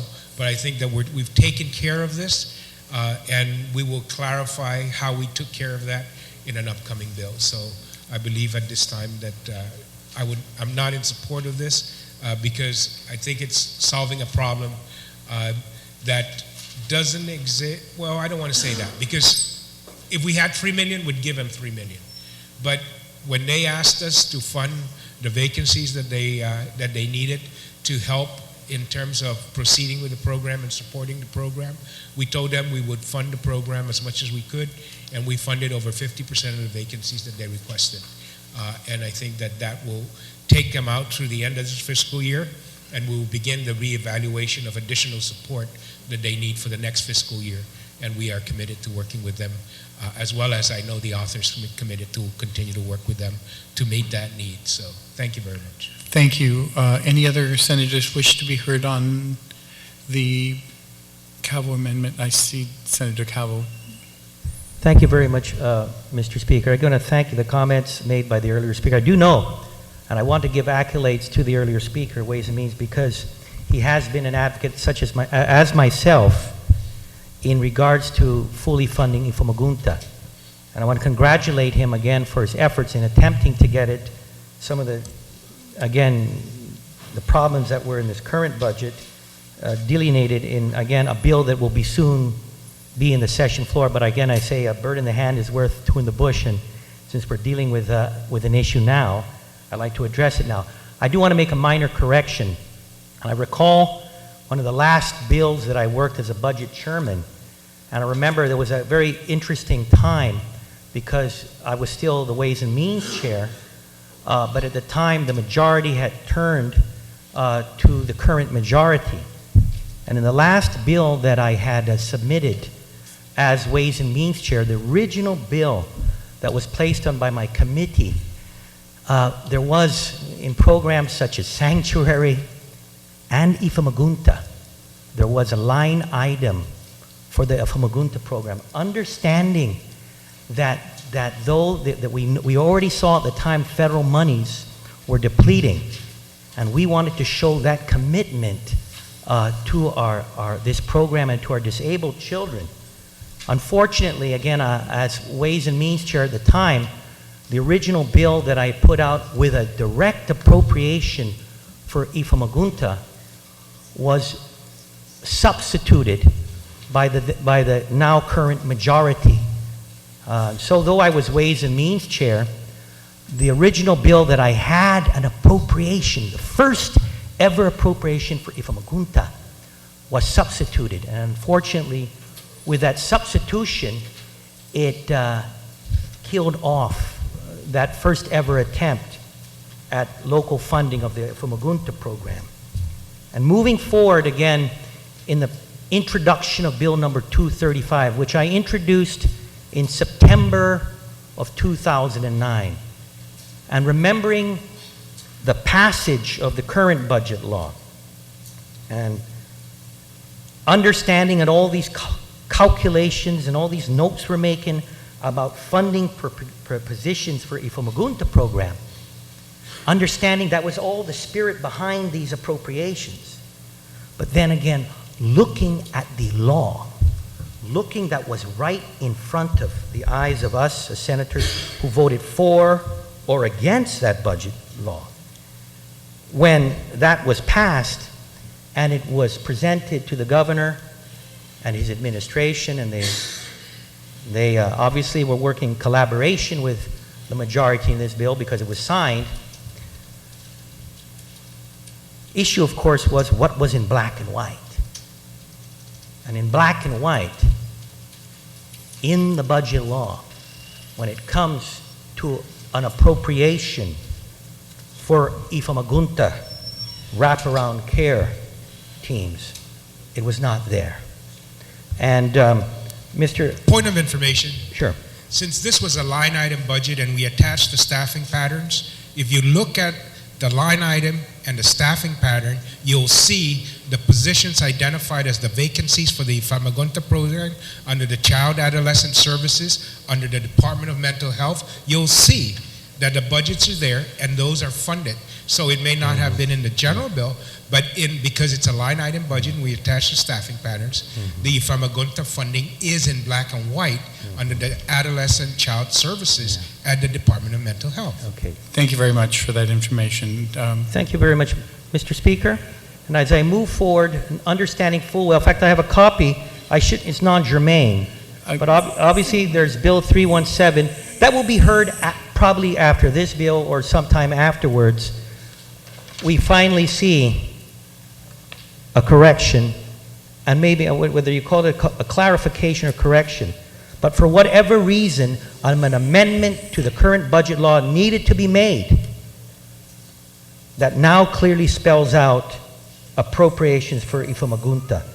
And Okay, I want to congratulate him, but with that, Mr. Speaker, whether it's something I add as an amendment here or in a later bill, hopefully we get to that later bill, the We important can vote on thing- it now if you wish. Exactly. I So think let's the vote bird on in the it. hand is worth two in All the right, bush. And I let's- ask you let's- for our disabled children and our children with special needs. I ask my colleagues to vote for this amendment. Thank you very much, Mr. Speaker. Thank you very much. On the Calvo amendment, there any objection? There is an objection. There being an objection, those in favor, please indicate by raising your hand. Amendment fails. I understand you have one more amendment. The last amendment, then I've said my piece on Bill 235. It's being passed out right now. It's distributed. Has it been distributed? GMH, 600,000. Yeah, thank you very much. Mr. Speaker, again, let me read the amendment, and then I'll tell you the scenario in which this was made in September of 2009. Again, in September of 2009, the situation started out for me again. I was at a hospital, and I was at the hospital, and again, there was, if you know how September 2009 is, it's the rainy season. And at the time, there was an extreme shortfall in pillows, linens, and gowns. Not only do we have an overcrowded hospital, but in the rainy season, pillows, linens, and gowns are not only used for pillows or for beds or for patients. In the rainy season, because of some faulty engineering in the repairs or construction of the Guam Memorial Hospital, they're used as sponge mops. At least that's how it was in September of 2009. And seeing the situation when I visited some friends in the hospital, seeing the rain coming down, seeing the need, these pillows and these soft goods were on the side of the hallway, by the windows, by the roof, by the floor, and they were soaking up the rain that was coming in through everywhere. And because of that, these folks did not have the necessary soft goods for the patients, for the pillows, and for the beds.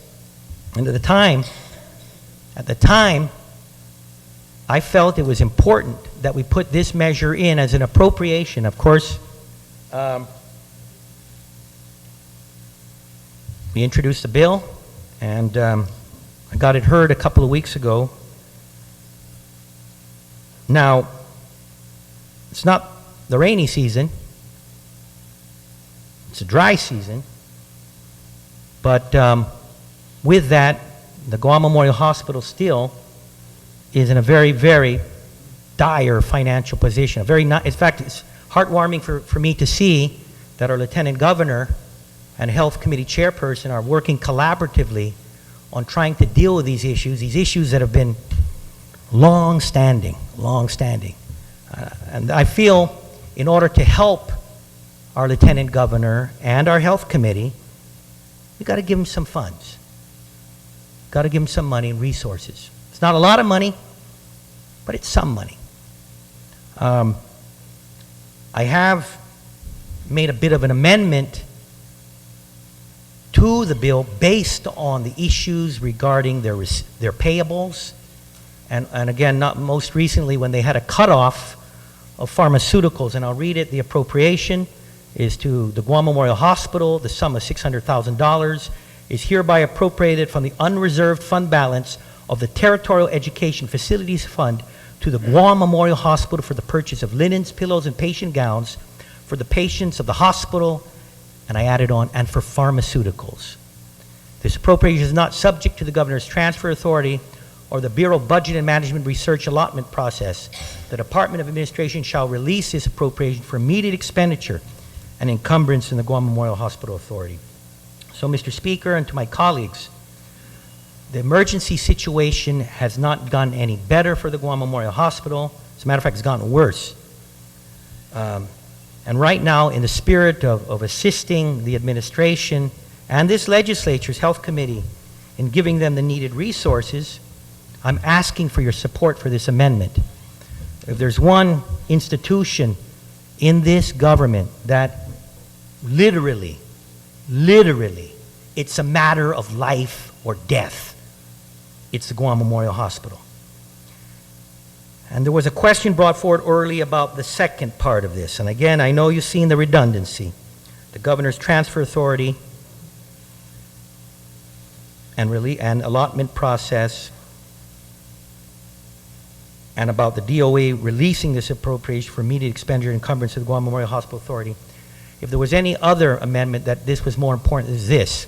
Because again, as Ways and Means Chair, when we refinanced the 93 bond, and monies were released from there were monies that were tied up as a result of collateral circularization. The monies that we appropriated, this legislature appropriated when I was Ways and Means Chair, to go for the emergency room or to the public health center. Those monies for the emergency room in the hospital and public health center went to other areas such as the landfill. So, Mr. Speaker, I'm asking for your support in this appropriation for our Guam Memorial Hospital, and I'm asking you also for this language so we can to ensure that this money does go to our only hospital in Guam. I think this measure is a matter of life and death. And with that, I'm asking for your support for this my final amendment. Thank you very much, Mr. Speaker. Thank you very much, Senator Calvo. Anybody else wish to be heard on the Calvo amendment? Seeing no hands up, is there an objection to the Calvo amendment? There is an objection to the Calvo amendment. All those in favor of the Calvo amendment, please indicate by raising your hand. Amendment fails. On the bill. Well, actually, I just want to thank our colleagues here today, and I'd like to move on the motion to place it on the third reading file. Any objection to moving it into the voting file? Hearing none. Mr. Yes? I would inquire if there's no objection to be second sponsor of the bill. Greedy me. Greedy me. No objection. Oh! And I would move to have the Chairman of Ways and Means as third sponsor. No objection. I move for Ways and Means Chair to be third sponsor. On the, Mr. Majority Leader, do you wish to make a motion for lunch? Thank you, Mr. Speaker. There's some consensus that we recess till 2 p.m. today. Some consensus. Thank you. We recess until 2. The amendment's in, right? The three sponsors?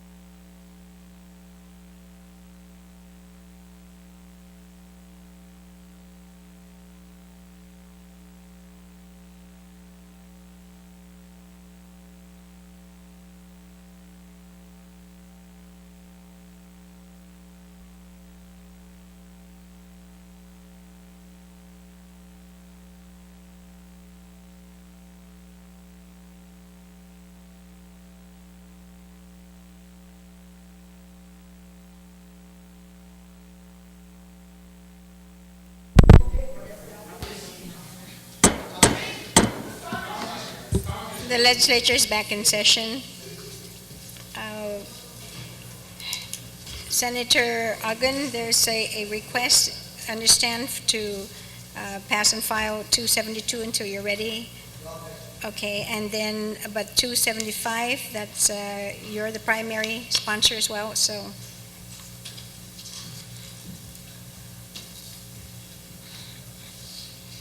So you're recognized on the Bill 275.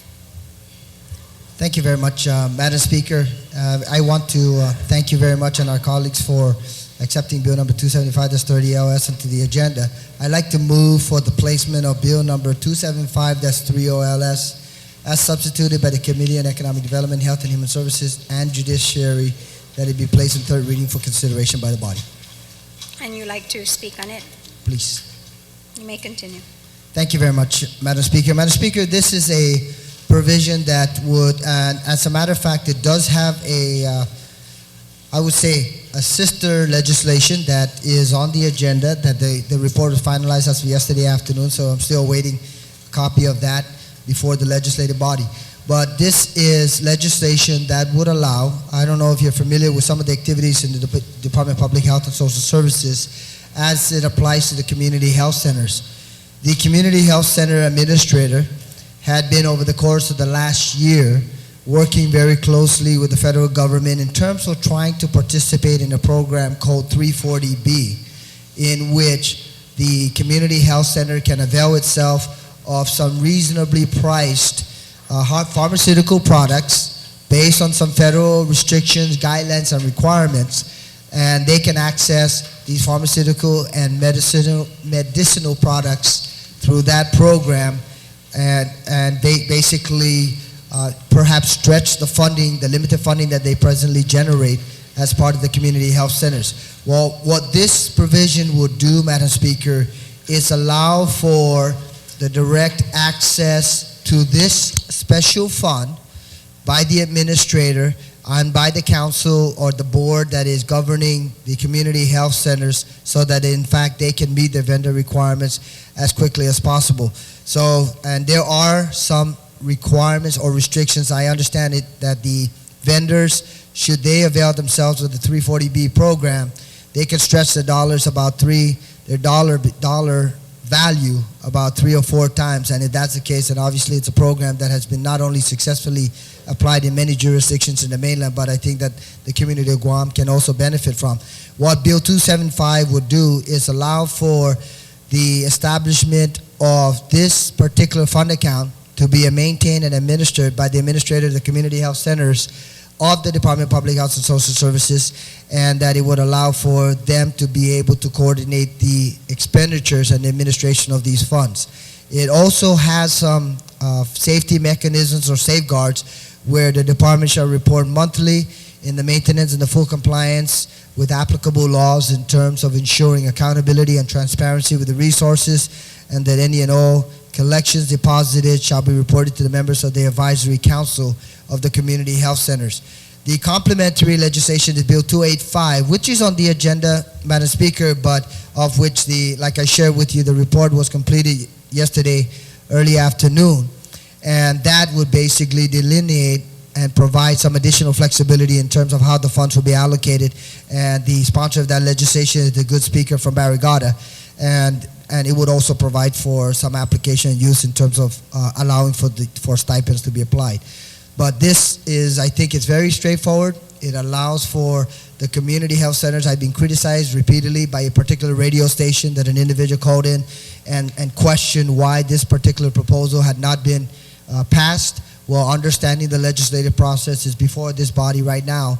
And I think that if you ask me as the chair of health whether in fact it's necessary, obviously I would not have sponsored this if in fact it wasn't.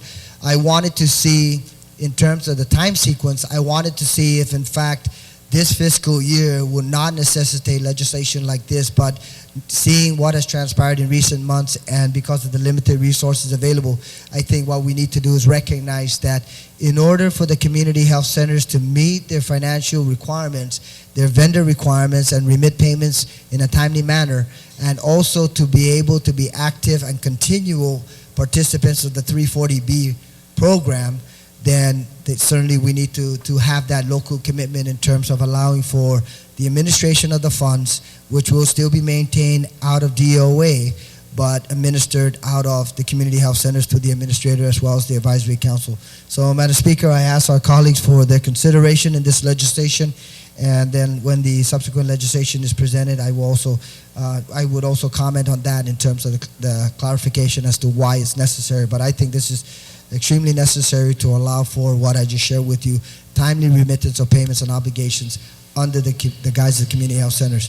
Also, Madam Speaker, in terms of the services being provided out of these particular facilities, you do know that an additional $6 million is being invested in the Southern Community Health Center, and that would provide for expanded services, also to allow for more people to perhaps divert themselves to that particular facility to receive timely services, and then in conjunction with what is provided over the Northern Health Centers. And incidentally, just for something that the information of the body, the regional community health centers are exactly that, community health centers. The facility at the Department of Public Health and Social Services is considered internally as a clinic, not necessarily as a community health center per se. So the advisory council and the administrator of the community health centers administers both the northern and the southern health centers, and not necessarily the central because of the clinical component associated with that. So just for clarification purposes, but I ask our colleagues for their consideration. Thank you very much, Madam Speaker.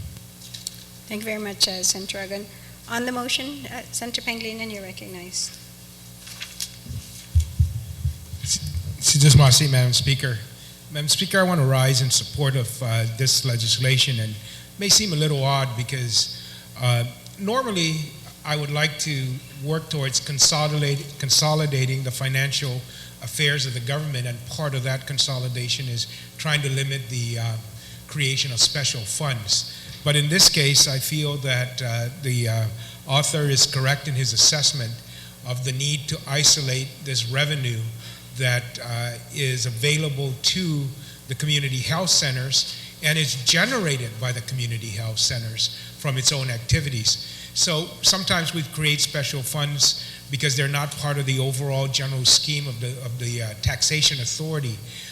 And you know, we kind of segregate these things because we want to dedicate it for this purpose or that purpose.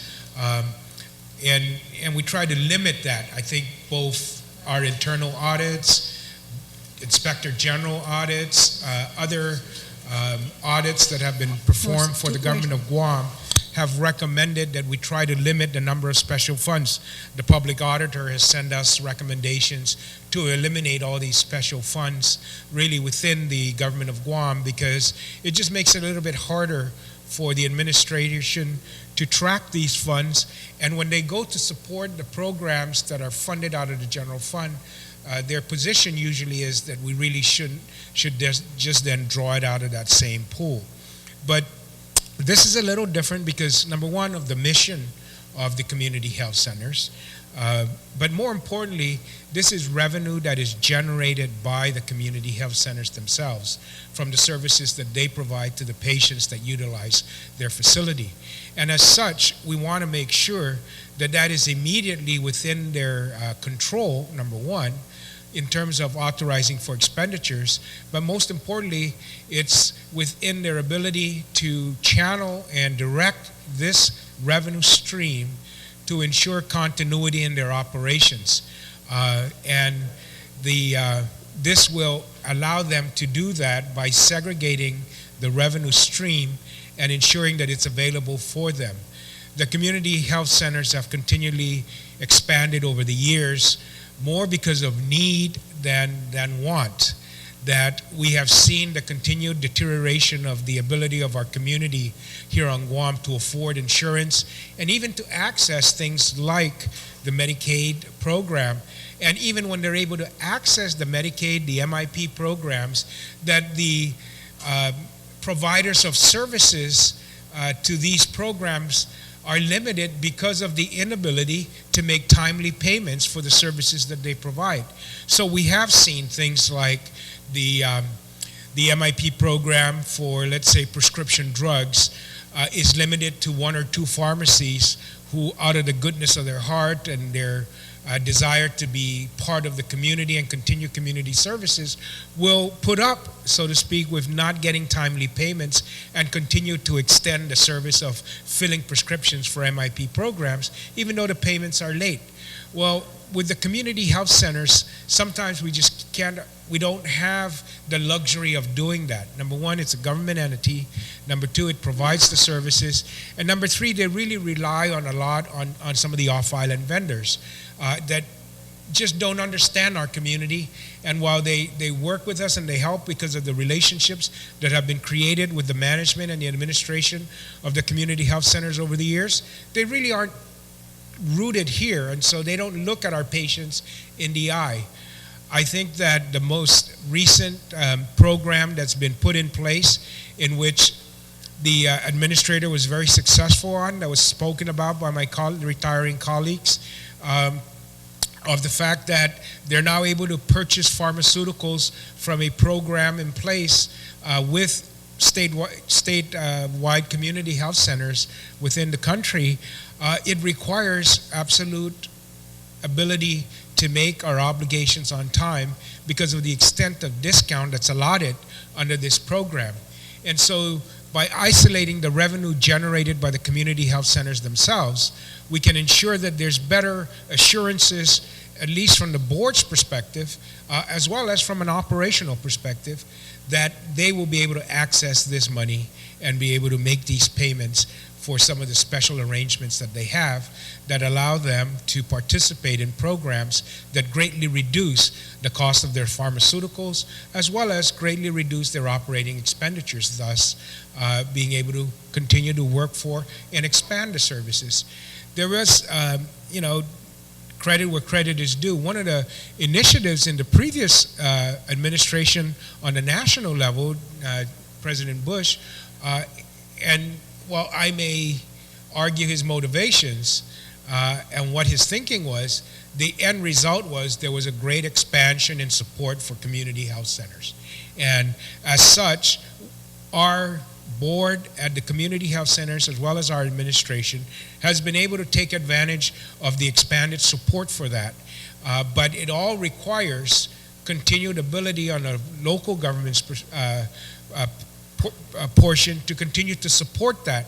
And this is a bill that goes a long way towards supporting that. So just like the good senator from Zonia is working with the Lieutenant Governor, Mike Cruz, to ensure continued support for our Guam Memorial Hospital, I'm proud to stand here and work with him to continue to support him and his efforts in terms of providing greater support, greater resources, greater administrative capabilities to work together to ensure that our community health centers can meet their obligations and have access to the resources they generate. And I think that, as everybody says, and it's the word of the day, in comity, we work together to ensure that we provide the services that our public needs, and that we do so in the spirit of cooperation. Thank you very much. And it doesn't matter that my bill came next. Senator Ogden's still going to report it out. He's still going to work with me on this thing, and that we'll continue to work with him on this matter. And that's what I'm here for. Thank you. You're very welcome, Senator Pangilinan. On the motion, Senator Calvo, you're recognized. I'm going to join in the bandwagon. I want to work in comite.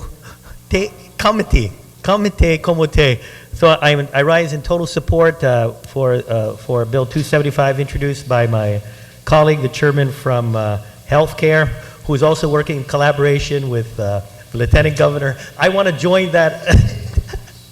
I want to join that movement as well in helping in regards to critical services such as healthcare, and in particular to this bill. I'm really impressed with the administration of the community health centers.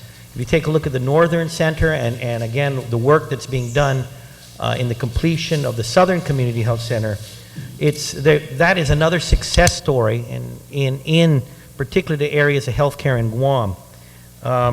We have a staff there that is dedicated. I put my hat out to Linda DeNorsi. She's one sharp administrator and is running a tight ship. This legislation will allow them to have the resources that, again, that they generate.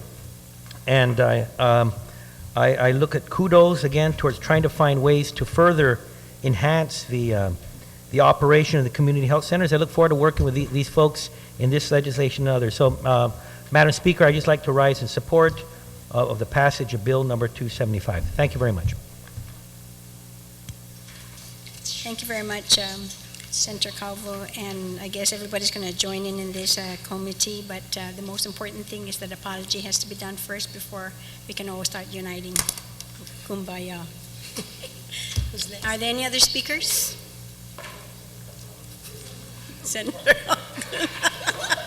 Senator Ogden, are you going to close? Or do you have an amendment? Okay, Senator Barnes is going to speak.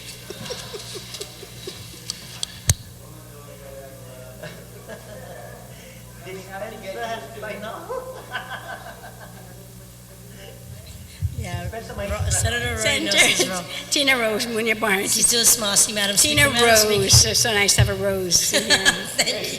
She's just mossy, Madam Speaker. I guess I miss all the highlights, right? But anyways, I just want to rise in full support of this bill, and hopefully the author will probably give me consideration to being a part of the co-sponsorship on this. But in all fairness to the public health and the services that are needed, and realizing the criticalness of the agency and what needs to be supported, I just want to say I rise in full support. Thank you. Thank you very much, Senator Tina Rose Munya Barnes. Such a wonderful name. Are there any other speakers on the amendment? Your brother Frank would like to speak. Thank you, Brother Frank. Thank you, Madam Speaker. Madam Speaker, please forgive me for what I've done, but what did I do? Before everything was done, Madam Speaker, I offered you the belt to. Anyways, Madam Speaker, I too rise in support of this of this bill, and I want to thank and applaud the author of the legislation for listening to the concerns and the needs of the community health centers and the board that is charged with making sure that operation runs efficiently and as effectively as possible, recognizing what their responsibilities are in the community.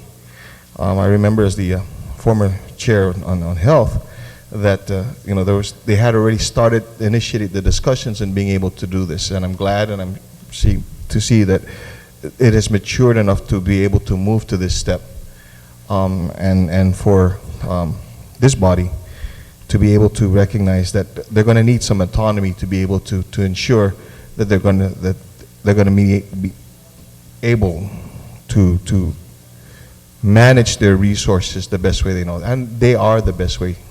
They are the best individuals to know how to manage their resources and everything. And so this is a step towards the direction of continuing to ensure that we get the best possible health services to our people, even as far down as in Alahan, where the Southern Health Centers is being renovated. As a result of, and due in partly to the actions of this body, and not only in this legislature, but in previous legislatures. So this is a continued effort, and it's a continued effort in the spirit of comity. And it feels good to be able to do this, something like this. So again, once again, Primo, I've heard the expressions of concern that was put over the radio and everything, and I think that this shows that you were listening to the voice and to the concerns of those people. So congratulations, and I support this. Thank you very much. Thank you very much, Senator Blas. Are there any other speakers before I call the primary sponsor? There being none, Senator Uggan, to close. Thank you very much, Madam Speaker, and I want to thank our colleagues for the endorsement and the support of the concept. I think that there's a couple of items that several of the previous speakers have highlighted. First and foremost, this is really, I want to thank the Chair of Appropriations, Ways and Means, because he recognized that these are proceeds and revenues that are actually generated at the community health centers, and that's one particular aspect. The other aspect that was also hit by a number of the previous speakers, Madam Speaker, is that these individuals who are sitting in this advisory council, which is, by the way, the codified name of that particular council, they literally every single month give of their heart and their time to be able to commit to getting to these particular meetings, regardless as to where they're located at. I know that there was one particularly located in Irahan, and that just coincided with session time frame. And then I've been criticized for the last 3 weeks for having not shown up at that particular meeting. But you know, in this particular case, obviously, when you look at all of these individuals, four mayors and one former mayor are sitting on that advisory council. Also, we have representatives from the business community, we have representatives from the community at large. And I think it's really reflective of their desire to ensure that the services being provided at the community health centers really is what is needed out there. And just being able to help them a little. And I think it's something to be recognized that the chair of finance is allowing this mechanism to be pursued and to essentially segregate this funding source and have it isolated and dedicated just primarily for the operations and administration of the community health centers, because it goes against the grain to some extent, where over the course of the last 7 or 8 years we've consolidated some special funds.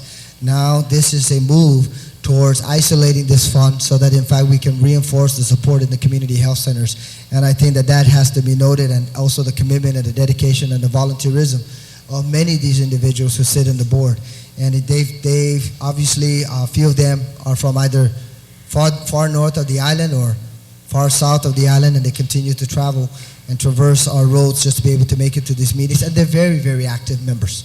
And if there's one thing that I can say about all of them, when I met with them about 2-3 weeks ago, is that they're very passionate about ensuring that the services being provided by the community health centers is really at the optimal level, at the best that they possibly can provide, especially in light of making sure that the vendors are properly paid and paid in a timely manner, so that eventually the services can be received by the individuals out there in the community who are eligible to receive those services. So I thank our colleagues for their kind comments, and I think it's just more or less moving in the direction of making sure that the vendors get paid timely and that the services are remitted to our people because of the need that's out there. Thank you very much, Madam Speaker. You're very welcome, Senator Dragon.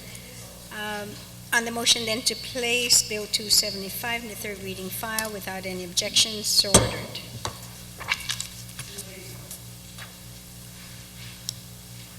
Bill 281, and the reason why, guys, we skipped the 280 is because the report's not in yet.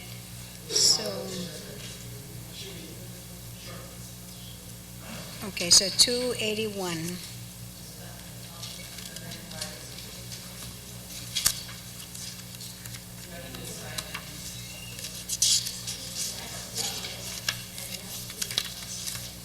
As soon as I get to the bill, 281, recognize the primary author, Senator Talatay-Degree.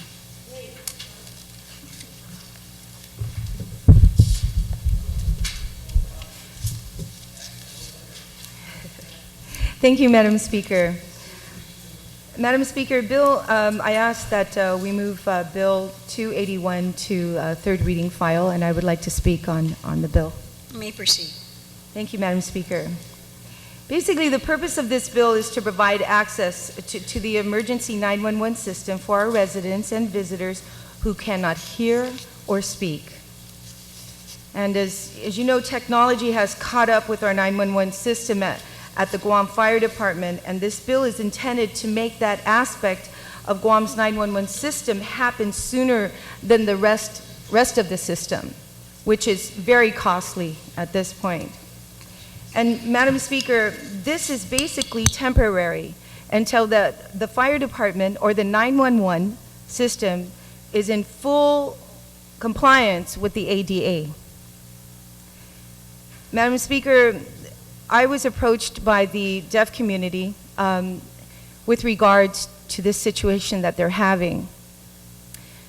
The TDD is basically a system that is pretty much outdated. Some of the people have that and some of them don't. but they definitely do not have them in their cars. Some of the deaf community, they do drive, they have their license, and when they're on the road, and if something should happen and they're by themselves, they have no means of contacting the 911 system. So what we've done in this bill is put something temporary in requesting that the fire department have on hand with them a cell phone that receives texts. Knowing the process of getting this bill through and mandating the fire department, the chief, Dave Pareto, was kind enough to visit me in my office just after visiting with the deaf community organization, and I asked him to please see if you have a connection with one of the telecommunications companies, Docomo, IT&E, MCV, any of them that can put something in place today. Knowing the importance of this, Chief Pareto right away left my office and within 45 minutes came back with a number, 687-0657. Madam Speaker, I'm just gave him a big hug. I was just so happy. Right away, I sent a text to the deaf community and let them know about this number, and right away they sent out flyers and sent out texts to all their community. Even though this is being done today, this bill will actually maintain that mandate, that number, not number, but that system in place for them to receive any type of texting from an individual who's deaf or have a speech impairment. So though the number is not something that's easily remembered, they are continuing to work on this with Docomo to provide them another number. So this bill basically, once again, gives that temporary fix until the fire department comes up with a system that should be in place, which right now would cost about $1.2 million. And that's a bill that I plan on introducing later on to remedy that situation. So I ask my dear colleagues to please support this bill and try to imagine what it's like not being able to hear or communicate. This is just one step of many that's coming forward that we're hoping to address for our deaf community who, for so many reasons, have always been left behind and literally not heard. Thank you, Madam Speaker. Thank you very much, Senator Taitigui. On the motion, Senator Palacios, you're recognized. Thank you, Madam Speaker. Madam Speaker, I rise in support of Bill 281. During the public hearing, of course, it was brought to our attention that indeed there is already a requirement by ADA that the government of Guam should be in compliance with this. At any rate, with the temporary use of the new number, even though that is not, I guess, readily can be remembered, at least it allows for it enables people with hearing and speech disability impairment to be able to call in 911. And again, following this came to light the need for an upgrade of the 911 systems, which during at the calculation of GPD federal program coordinator, it's a little over maybe 1.6 million, but that would enable the caller, whichever carrier service that caller, to be able to call in with a shorter number, such as, for example, let's say, for example, the K57 is just star 57.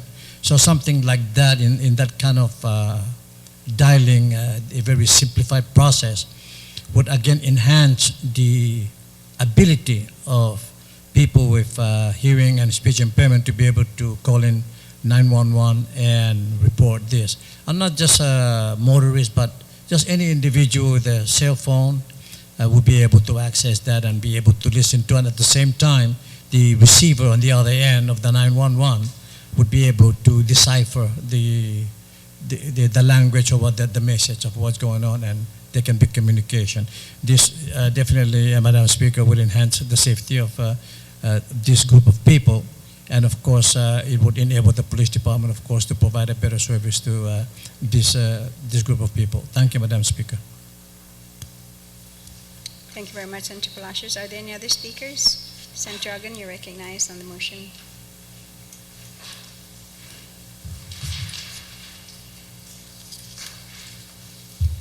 Thank you very much. This is Masi, Madam Speaker. Madam Speaker, I just have a couple of questions in regards to this provision. I certainly stand in full support of it, and knowing full well what the implementation financing requirement is. Obviously, it makes it kind of challenging for me to be able to stand here, support legislation that does not provide for direct funding, knowing full well that it should have been and should be in place immediately. But Madam Speaker, if I can just get a couple of clarifications from the sponsor of the legislation, if you don't Would mind. the sponsor yield to a question? Yes, by all Okay, means. please continue. Thank you very much, Madam Speaker, and thank you, Senator Tadibi. Just on line number 8, item 2, it says the means for such accessibility shall be limited to mobile and landline telephones.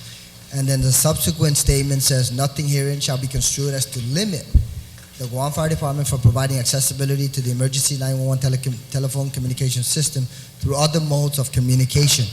I read that as being somewhat, I guess, inconsistent. So I don't know if that was the intent of the language, because I think that could be fixed if it were to read the means of such accessibility shall not be limited to mobile and landline telephones, and then you have that subsequent statement that says it shall not limit the Guam Fire Department from providing access in other means.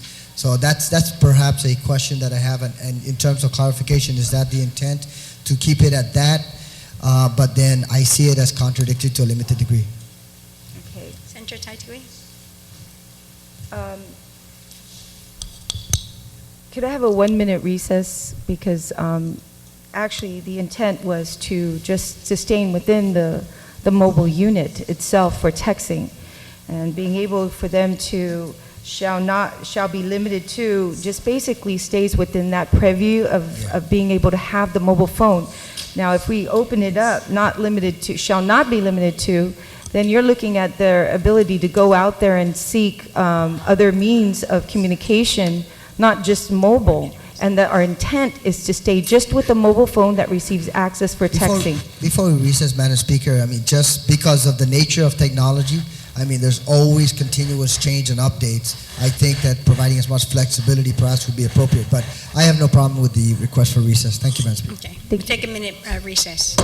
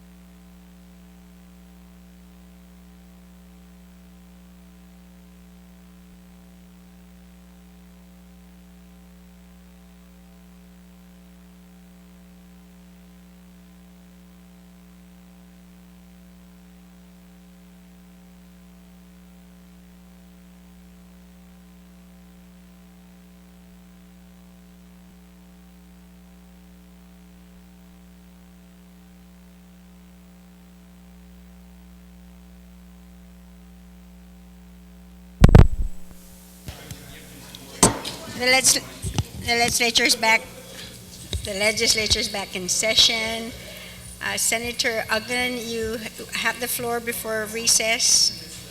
Thank you very much, Madam Speaker, and also thank you to the sponsor of the legislation. I guess we had discussed some of the concerns relayed in terms of the contradictory statement, and I also have a better understanding of the clarification and the intent of the sponsor. So, Madam Speaker, if I can move for just a minor verbiage amendment that would read right after on line 8, page 1, after telephones, insert a comma, but delete the words nothing herein.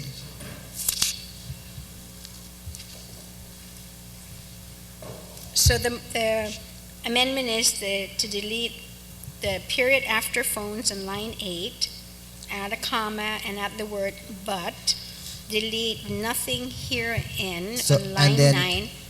And then So it should read, the means for such accessibility shall be limited to mobile and Shall be. landline telephones, but shall be construed. But shall, I'm sorry, insert the word not right after shall. Okay, so but shall not be construed as to shall limit the Guam Fire not, Department. and add the word not after shall. Thank So you, Madam it- Speaker. But shall not be construed. As to limit the Guam Fire Department. That's correct. So, one of the technologies, Madam Speaker, if I can just explain just momentarily, one of the technologies is obviously the VoIP program, which is the Voice over Internet program that is accessible now. And we don't want to limit the 911 program or the communication system or the Guam Fire Department from implementing that or any other updated technological advancement. So it would read, the means for such accessibility shall be limited to mobile and landline telephones, comma, but shall not be construed as to limit the Guam Fire Department, and on and on and on. Thank you very much, Madam Speaker. On the amendment, are they, Senator Ada, well, that was quick. Well, I'd like to suggest that maybe the verbiage in that should read, the means for such accessibility shall primarily be mobile and landline telephones, but nothing herein shall be construed to limit the Guam Fire Department. So at the onset of this new venture, where now we're enabling access to the deaf, let's start off with something simple. So the primary means then will be something as simple as a mobile telephone or a landline telephone. But then nothing herein shall limit the Guam Fire Department by, from moving into other forms of technology. So you're amending the amendment by adding the word primarily after the word shall. So it shall primarily be limited. No. No. The What? means for such accessibility shall primarily be mobile Okay. and telephone, Okay. mobile and landline telephones. That And would be the primary means of access. so delete limited to, and delete the words limited to. Yeah, so then And- we and remove the continue words on. limited to. Yes, okay. So the means for such accessibility shall primarily be mobile and landline telephones, Comma, but, shall not. and, comma, and, but nothing herein shall be construed as to Shall limit. not be. Oh, you're amending to remove Yeah, the so not I- also? So I think maybe. Do in not order- make it negative, but in more order, yeah, in positive. order to go through this, maybe it might be easier if the preceding senator withdrew, if he would consider withdrawing his amendment. Okay. Okay, so the amendment, then the ADA amendment to the Uggan amendment is the means for such Madam accessibility. Speaker, I'm sorry if I can just interject. I'll yield to the good senator. Thank you, Madam Speaker. So I will withdraw my amendment and to substitute. We're pretty Okay. much saying the same All right. thing, All right. with the So exception of you're going to one of us withdraw your- advocating for a you're going primary, to which I withdraw don't your mind. amendment. Thank you, Madam Speaker. Okay, so without objection, so ordered by the mover of the amendment. Now, the amendment we're entertaining this afternoon is the ADA amendment. Senator Ada, one more time, please read now your amendment the way you would want it. Okay, line 8, page 1, line 8 would then read, the means for such accessibility shall primarily be mobile and landline telephones, comma, but nothing herein shall be construed as to, and it just reads on. So the only other thing we're adding at the end of line 8 is comma, but. Okay, so the nothing herein is back in. Does everybody understand that? One more time. The means for such accessibility shall primarily be mobile and landline telephones, comma, but nothing herein shall be construed as, and continues on. Is that correct, Senator Ada? So on the Ada amendment, Senator Guthertz, and then Senator Pangilinan. Thank you. I don't understand why we have to put any of that. Senator Yes. Guthertz, do you have a question? Would you Yeah, like my the question mover is to why respond do we to? have to do anything like that? Why can't we just let the fire department figure it out? Why do we have to manage the fire department and tell them how to do it? Okay, so you're just asking a rhetorical question then. No, I'm just confused about the telephonic, landline. What are we? We're not technical people, Madam Chair, so I don't understand why we have to be so specific. Let's tell them what we want and let them do it, and not tell them what technology to use. Thank you very much, Senator Guthertz, for your comment. It is duly noted. Those who like to speak on the other amendment, I have Senator Pangilinan and then Senator Uggan. No? No more? Okay, Senator Uggan.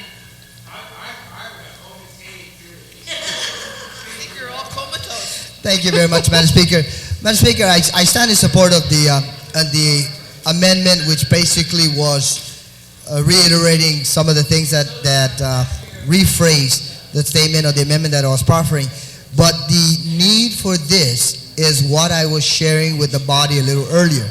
The first line on line 8 reads, the means for such accessibility. Too much sidebars going on. Please give our attention to Senator Uggan, who has the floor. Thank you very much. Senator Uggan, sorry for the interruption. You may Thank you continue. very much, Madam Speaker, and thank you very much, colleagues. Just for clarification purposes, one of the reasons why this was brought up as an issue is because on line 8, the verbiage, it reads, the means for such accessibility shall be limited to mobile and landline telephones. Limited to was my biggest concern because the subsequent statement says, nothing herein shall be construed as to limit the Guam Fire Department. So, I mean, it appears to be contradictory in statement. First of all, you're limited to this, but then you shall not limit the fire department and the 911 system from implementing something else. To me, that is somewhat contradictory in nature. Unless someone can correct me, that terminology or the use of the phrase limited to is the restrictive statement there and the key statement there. So I stand in support of the amendment, Madam Speaker. Thank you very much, Senator Senator Uggan, I'm sorry. Are there any speakers on the ADA amendment? There being none, Senator Ada, you want to close or call for the vote? Are there any objections to Senator Ada's amendment? No amendment, objection, so ordered. It passed, Senator Ada. Okay, so, all right, so yes, on the bill now, Senator Ada, you're recognized. Madam Speaker, I rise in support of the bill, and I think this is an important service that will be provided to individuals in the community with the hearing and speech disabilities. And it's important that they do have access to the 911 services. Now, I sat in on the public hearing for this bill, and my understanding is that the way that this particular community, the deaf and the speechless, or the individuals with hearing and speech disabilities communicate is basically by texting on the telephone to each other.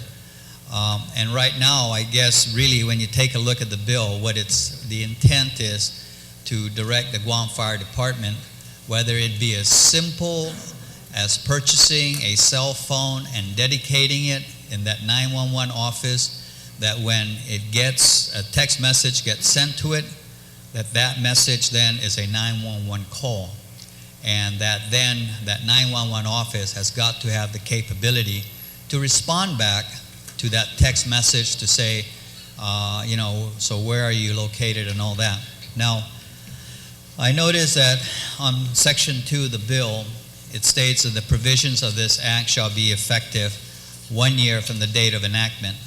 I think that is probably 1 year too long. We're not talking about rocket science here. We're talking about the Guam Fire Department getting something as simple as a cell phone which will then respond to text messages that are dialed to that particular number, and somebody in the dispatch office has got to be able to text back.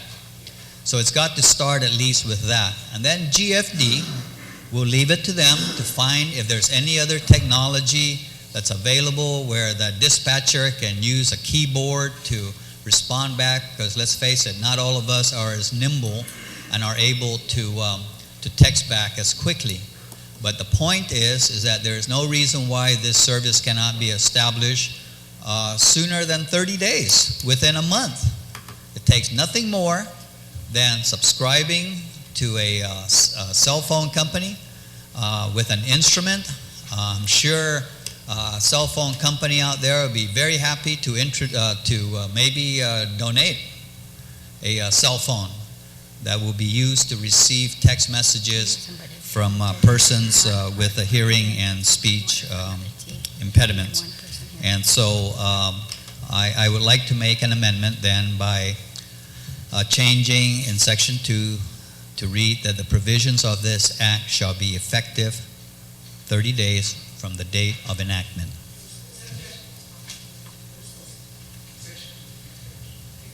So the amendment is on page 2, lines 1 and 2.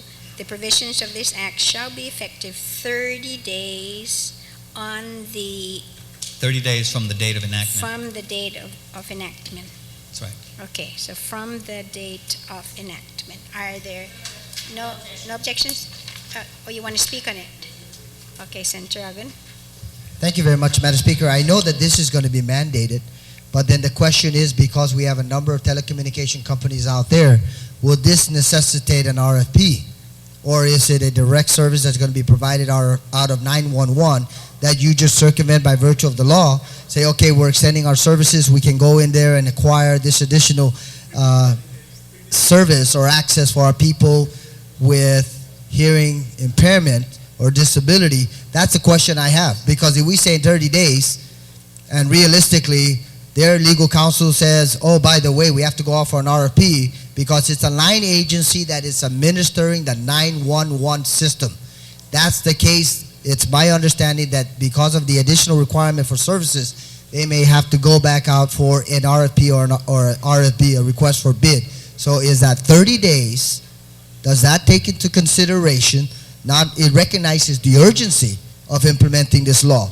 The easy nature, if you're a private company, of being able to go out and access this service, but based on the procurement process of the government of Guam, in this case a line agency, the Guam Fire Department, does this allow them that flexibility to comply with rules and regs and with other laws that are in the books? That's a concern that I have.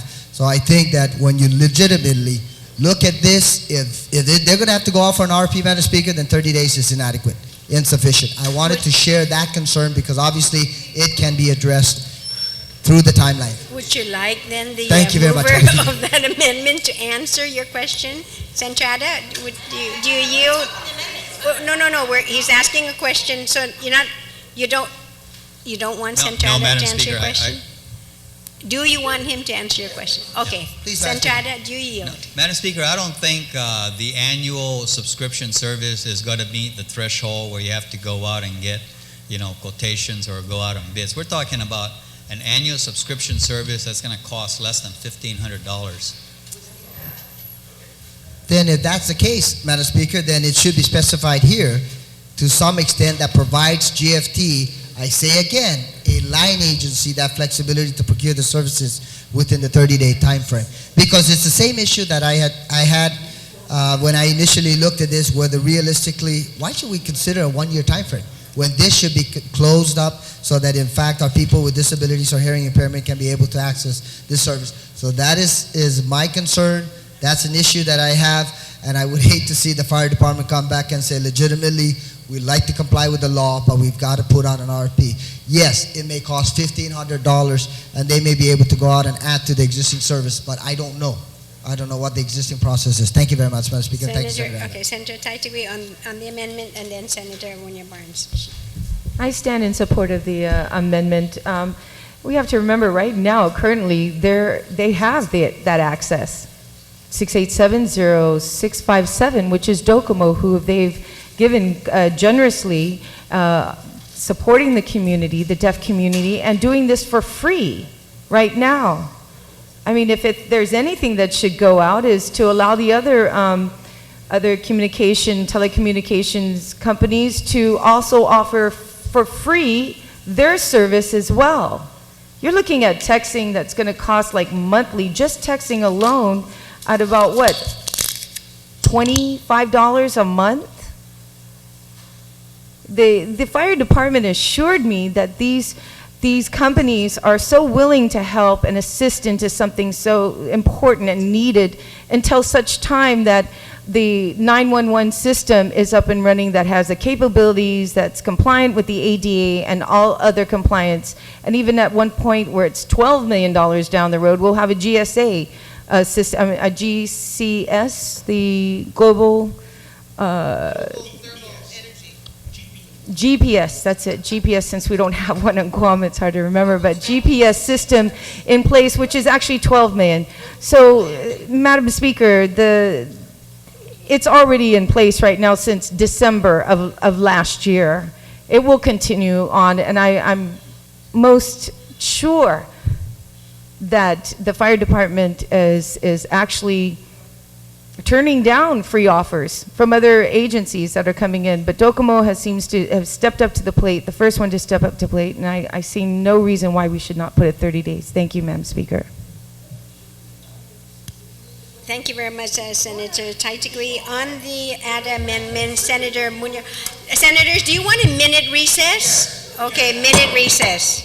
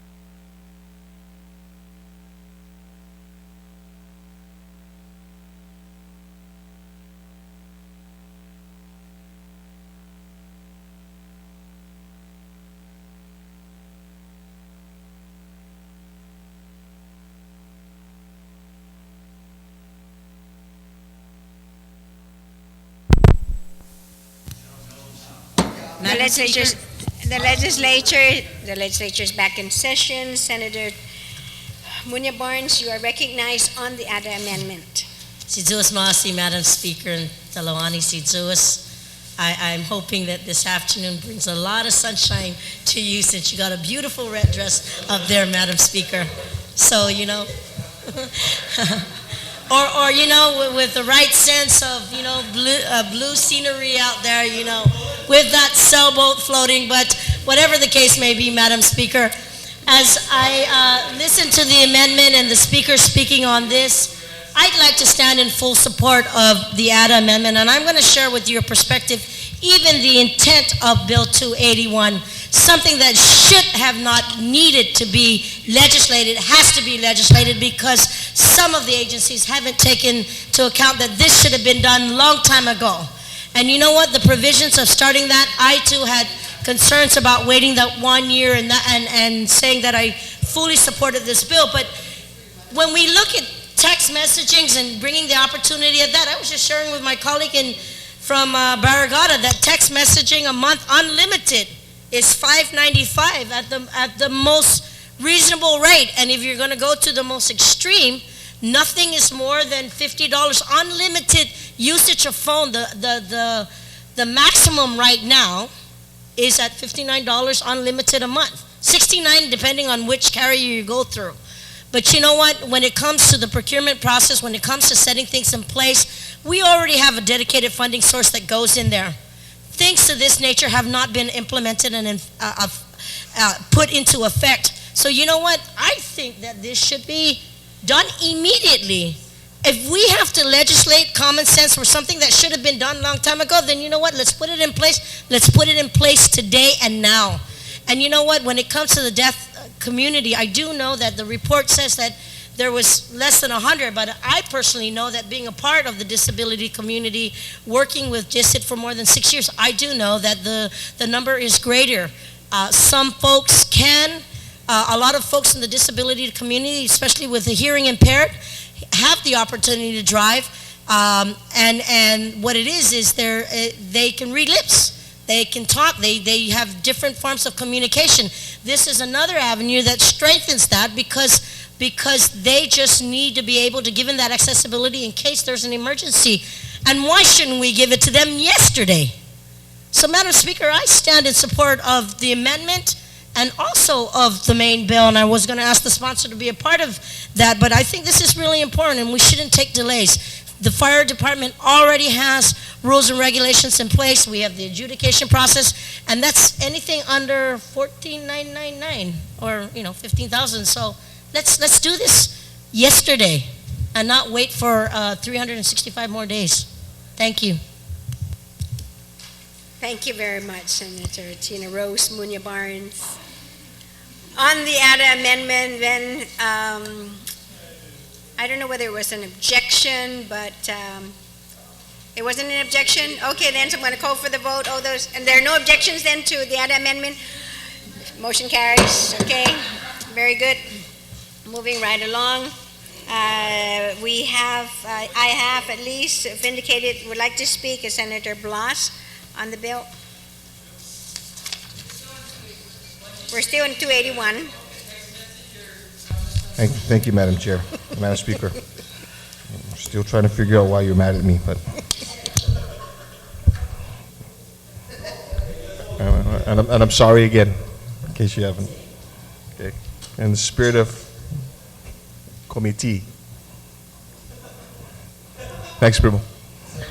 Madam Speaker, obviously I'm in support of the legislation, and I might listen intently and appreciate the lively and colorful discussions that we've been having, both off and on the air with regards to this. And I think too, just as a heads up, I think that this actually also brings to light a more serious issue as to whether or not with carriers are actually paying into the 911 service.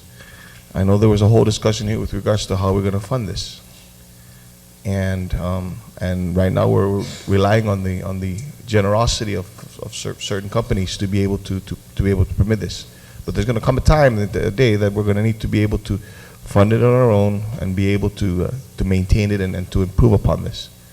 And that said, too, I'm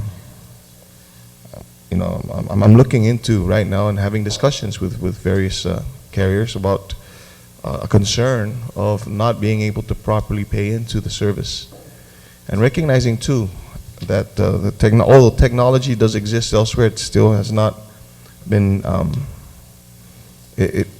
it's not fully integrated here. Is the ability, yes, you can make a 911 call from a cell phone, but unlike a landline where it'll show up as to exactly where you're calling from, you don't have that capability with a 911 on a cell phone, whether it be texting or otherwise. So I just need to be able to voice that so that the audience that's watching us on TV recognize that all this capability does exist, and it exists for a very good reason. It's to ensure that those individuals in our population who are hearing impaired have the ability to be able to communicate in an emergency. That they have to recognize that on a cell phone, and unfortunately too, there are some landlines that 911 does not have the capability of being able to track or to show exactly where that call is coming from. And maybe we can get to that once we start to also getting to discussions as to whether or not all the companies, it's necessary, all the companies are are paying into the 911 fund. So, you know, long-winded and everything that I do support the legislation. Thank you. Thank you very much, Senator Blas. Are there any other speakers before I call on the sponsor? There being none, Senator Taitigui, then to close. Thank you, Madam Speaker, and I thank my colleagues also for contributing to this bill, something that's very important and for the deaf community, and to move on. And I would like to share a story with you with regards to just this number being in place back in December.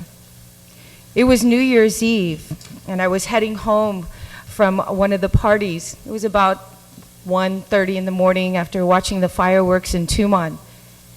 And I was heading home, I received a text from the president of the deaf community. It said, "I'm bleed at 14-0 challenge something," I don't want to put the whole challenge, Dedido. As I looked at this, I was confused, like, "I'm bleed?" It sounded like he was in trouble. I tried texting back to ask him where he is. So what I did was I turned my car around and I decided to go into the Dedido area and try and find help and see if he's in trouble. As I pulled over, I saw, pulled into the old police department in right near the church, which is not there anymore, but I didn't know that. I found two police officers who were on the side of the road who had just pulled over somebody, and I moved up beside them and I asked them, "Excuse me, do you happen to know this address?" And they looked at it, and he called his partner over and he said, "Oh, this is the individual who's deaf." And I said, "Yes, did you respond to that?" And he said, "Yes, we just came from his house. He had slipped and he was bleeding on his forehead, but it wasn't that bad. They were able to clean it up and take care of it." And it was then, all the effort made toward this, that I realized we're doing the right thing, everybody. We are doing the right thing to help them. Because even without this mandate, it was being done, and it will continue with this bill, continue mandated to make sure that the deaf community has access. So also, Madam Speaker, I applaud the good senator from Chalampago.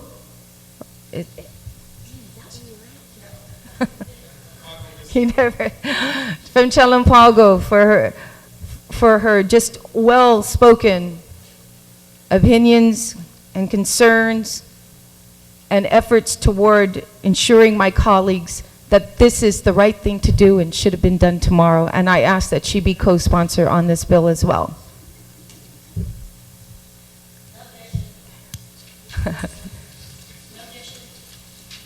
I'm sorry. It was placing Senator Barnes on Senator Tina Barnes. Is there a Marine? Tina Rose Munya Barnes on that Senator motion Tina then without any objections. Munya Barnes. Tina There's a Rose middle name. Munya isn't Barnes. it? Yes. Rose. Tina Rose Munya Barnes, The Senator. Rose. Like you said, it is a beautiful name. Thank you, and I thank my colleagues. And I would like to share with my colleagues, and if you can all do this together. This is thank you. I'm teaching now everyone here for the deaf community. This is thank you. Thank you for your support, senators, for this bill. Thank you, Madam Speaker. You're very welcome. On the motion then to send it down to third reading 5 without any objections, so ordered.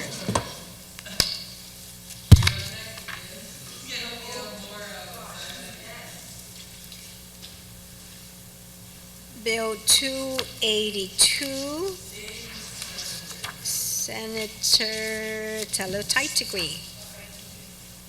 282.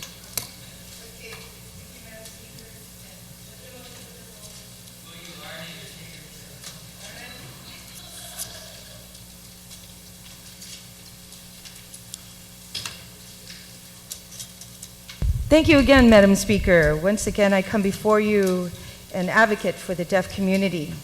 And Bill 282, I request that it be sent to the third reading file, Madam Speaker.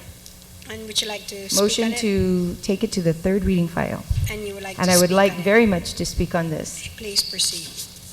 Thank you, Madam Speaker. This bill allows deaf persons to have the notation HSD, which is the hearing and speech disability, promptly displayed on their driver's license and the Guam ID card. Revenue and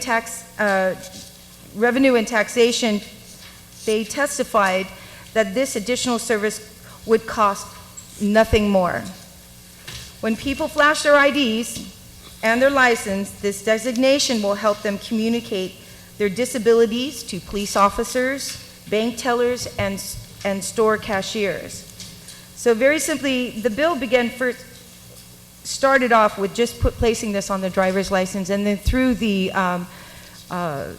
public hearing and also the markup meeting, we found that placing this also on the ID card would be very helpful for those, especially for those who don't drive and have some type of identification. And this will help and assist them especially if they're being pulled over, and sometimes they're misunderstood by being aggressive, and a police officer or even an individual, a regular citizen coming up to them, by showing them that this sign that they have a deaf or hearing or speech impairment, that please understand, and that maybe communication will be done in a slower pace or with some materials to communicate with each other. But it begins the process of being able to help communicate through the community, through our public officers, our police officers, and the public in general. Thank you, Madam Speaker.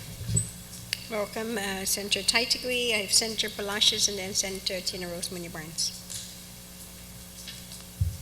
Madam Speaker, thank you for that.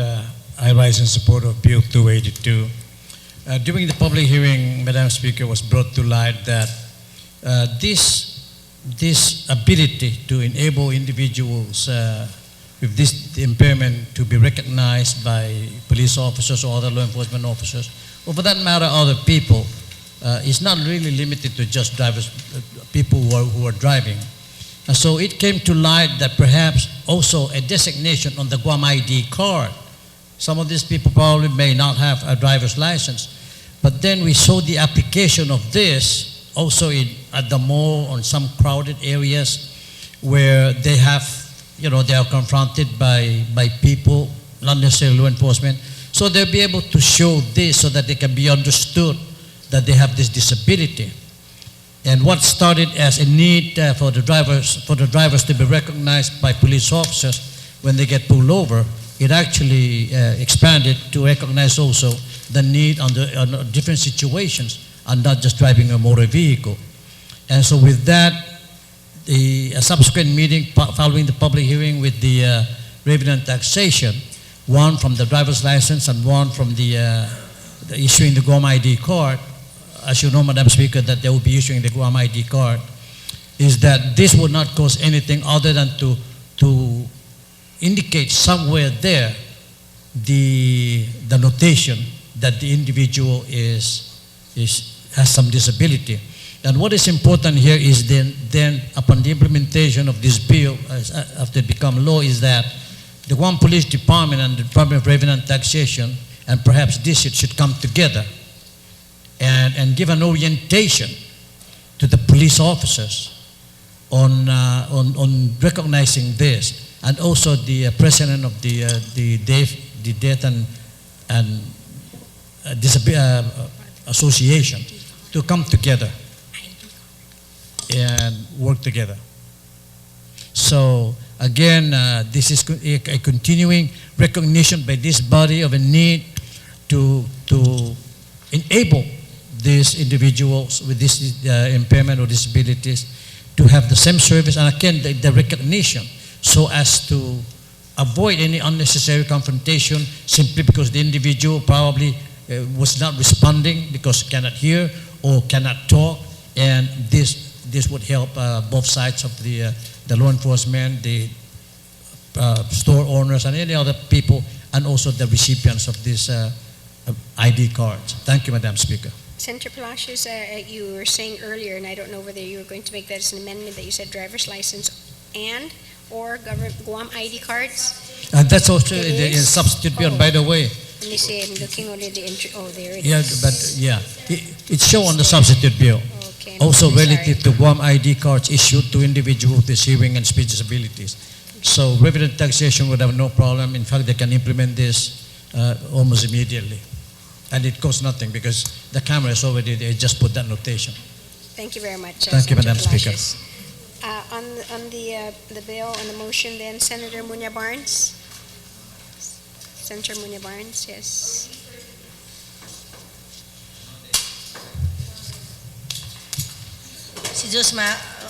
Madam Speaker. Madam Speaker, I do stand and rise in full support of this bill number 282-30.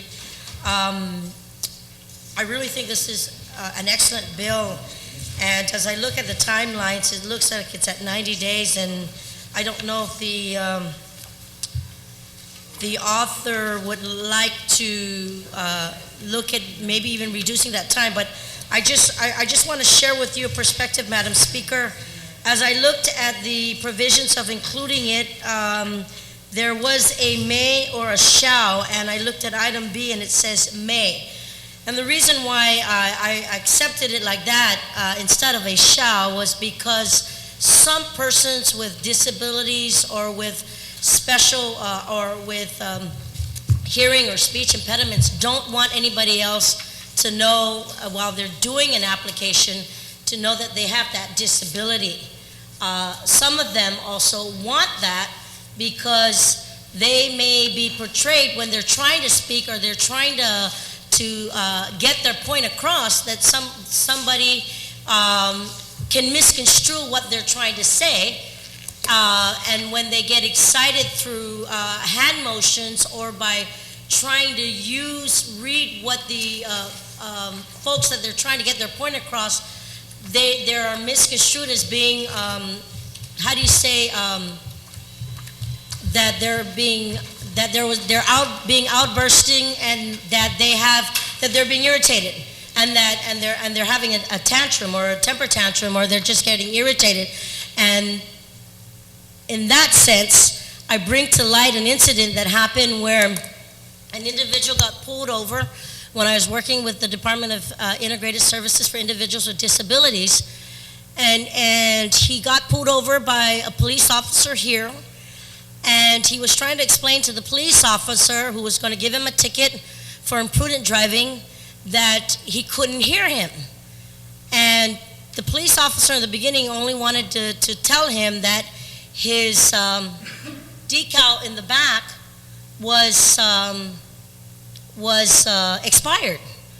But he was trying to explain to the police officer that he was trying to take out his registration, because when you renew your registration, there is the sticker that tells you that you've renewed your registration that's stapled to the registration, and he just forgot to do it.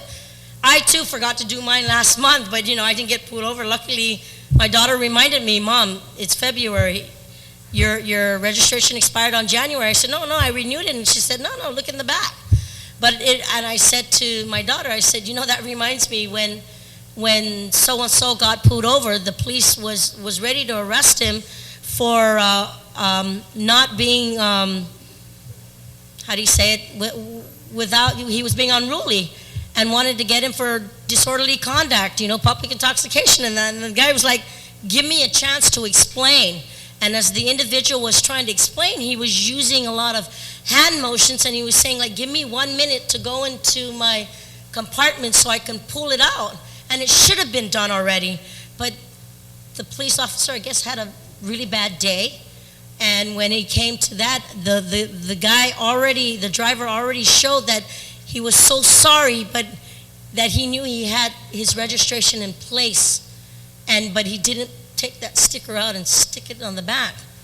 And for me, I felt really bad for him. I literally had to call up the department and say, God, can you give this guy a break? Well, it went through the process, And when it got to the court system, the judge heard him speak through a sign interpreter, and they literally dismissed the case because they understood that the guy was just really trying, that he wasn't being disrespectful, that he wasn't being unruly, that he just wanted, he knew he was already afraid. I mean, he already knew that he was in trouble when he got pulled over, and it took him a long time to hear, but when he saw the lights, that's when he pulled over. And he did have the sticker, but because he really couldn't even attempt to get it, the guy just, the police officer just went off on him. And I share that because it's cases like that that make us want to try and understand better that when things happen, you've got to be able to listen to both sides and not being given that opportunity at that time. Madam Speaker, I also want to share with you that, as I said earlier, there are those who don't want to show anybody else that there is any kind of disability with them, whether it be hearing impaired, speech impaired, whether it be a disability on their person. They don't want anybody else to know, and if they can swing it, they'll go through the regular channels. But giving these folks the opportunity to have that noted on their driver's license and their identification card really is a better blessing. And I support this bill, and I think that the implementation of this should be sooner.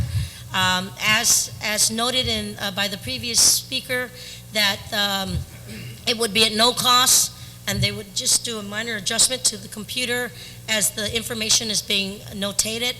I really think that I asked if there's no objections by my colleagues to remove that, to replace that implementation date from 90 days to at least 30 days.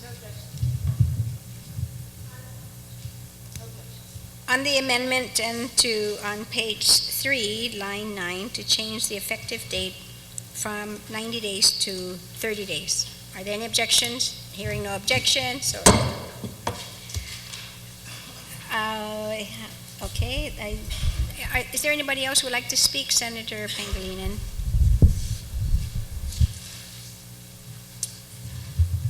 Thank you very much, Madam Speaker. Madam Speaker, I just wanted to kind of bring out to the floor here some of the concerns that were raised in a public hearing by the director of the DISIT,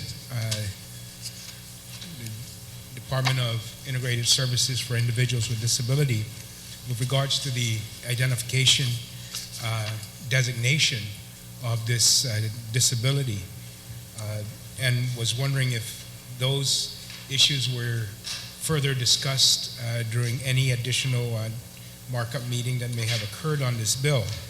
The concerns that were raised, of course, is that that they recognize or they recommend that HSD should not be used, but instead use some other kind of identifier like a number. In this way, not every salesperson, not every bank teller, or prospective employer who needs to see a driver's license will know that the individual has a disability.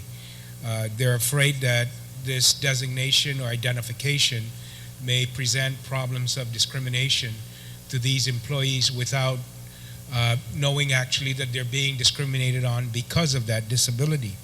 So that was a concern. The other concern, I guess, is that they will identify themselves, and that they may become more susceptible to being taken advantage of because of the disability if they're easily identified through the presentation of their identification in any of the daily day occurrences that they have to, like every individual does, in which you have to present an ID. So I was just wondering if I could get the author to yield to that question, whether or not that was further discussed, and if they are satisfied that the recommendation should not be adhered to, and continue with the identification of the individuals through the HSD designation.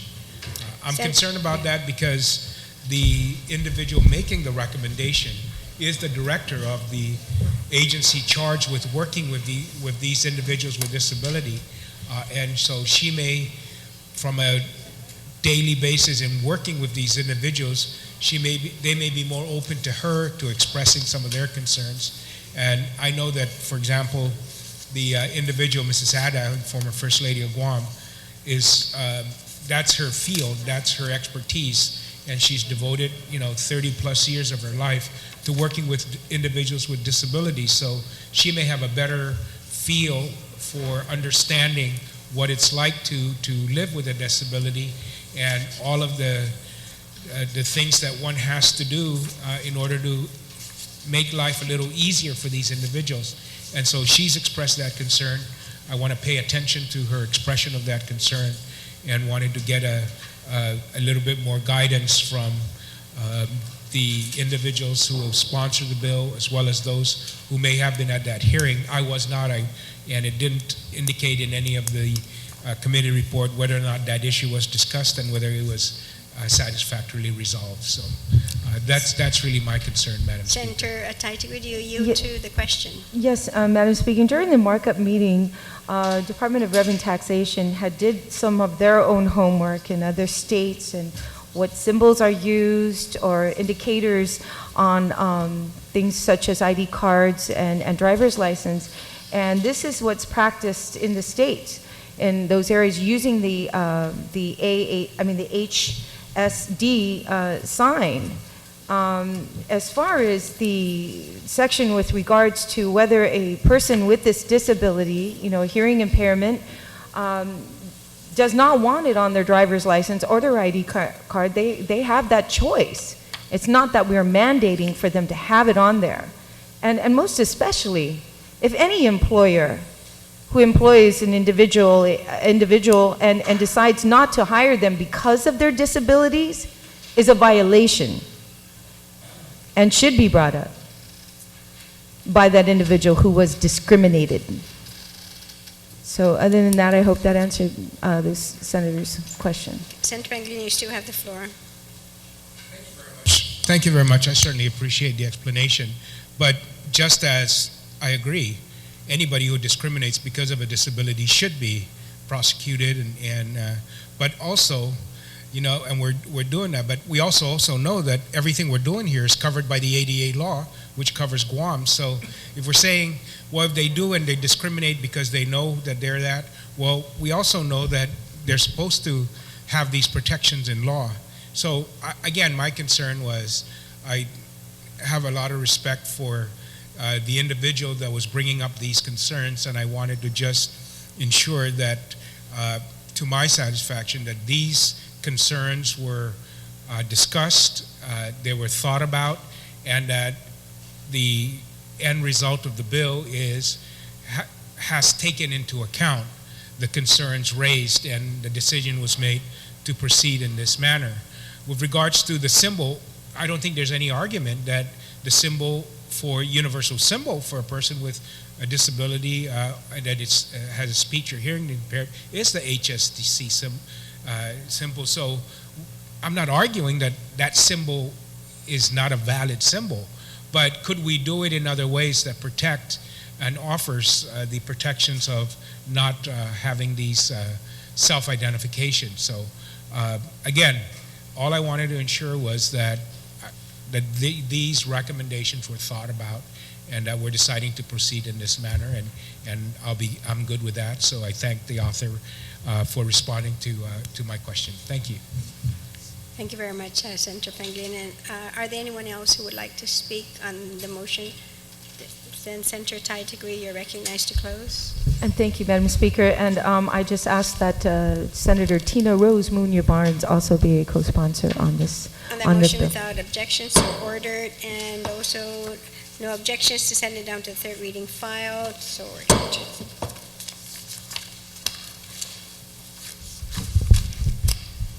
We're now on Bill 293. I know that says on the agenda as substitute, but in the entire packet, I only have Bill 293 as introduced, and I recognize Senator Taitigui.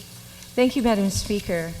Bill 293 is a bill allows for hearing and speech impaired individuals to obtain a vehicle decal that identifies their disabilities to police officers and other motorists during a pullover, or just recognizing them.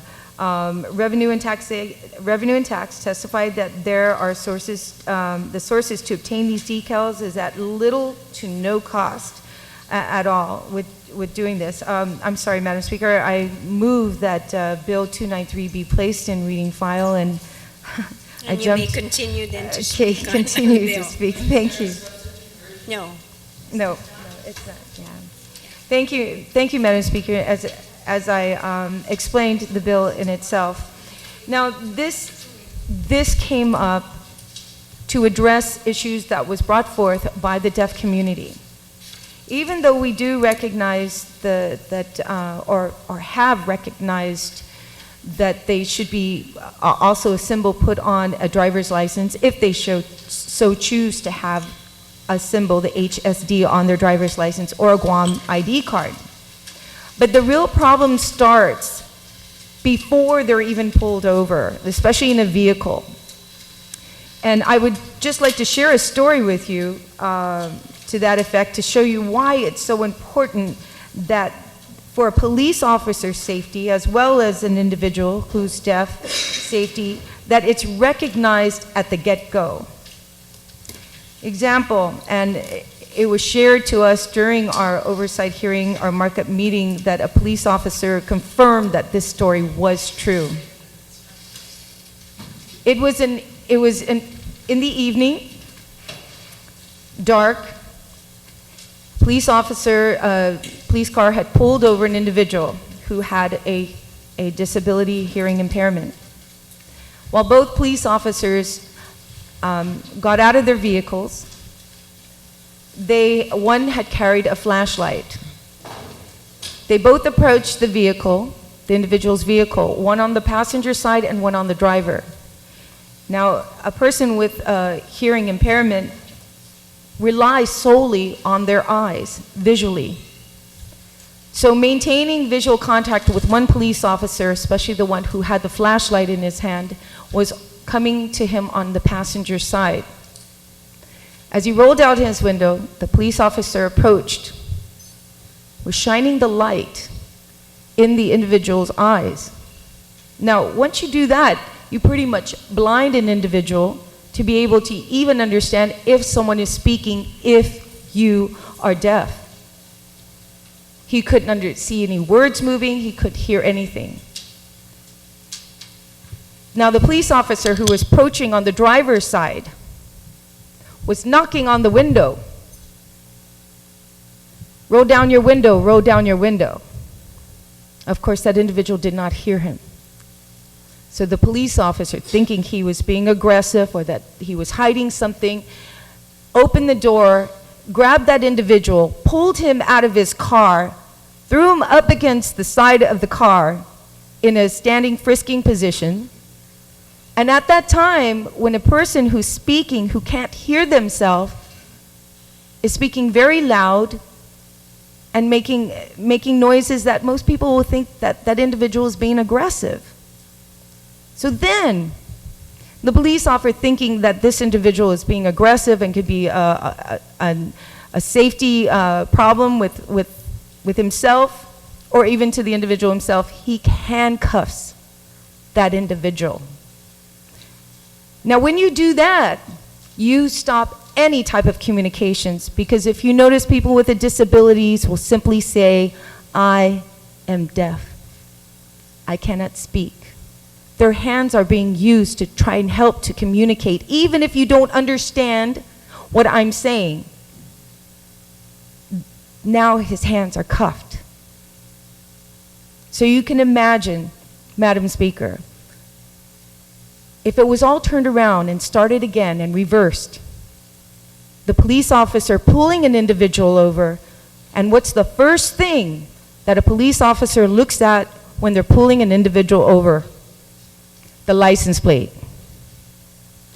Once it's shown on the license plate to the police officer that individual has a hearing disability, then you'll know how to approach the vehicle. It's a safety for the police officer, and it's definitely a safety mechanism for the individual who has that hearing impairment. I ask my colleagues, please, if all the bills to go through, this one is the most important. This should have come first, before even the ID cards or the driver's license.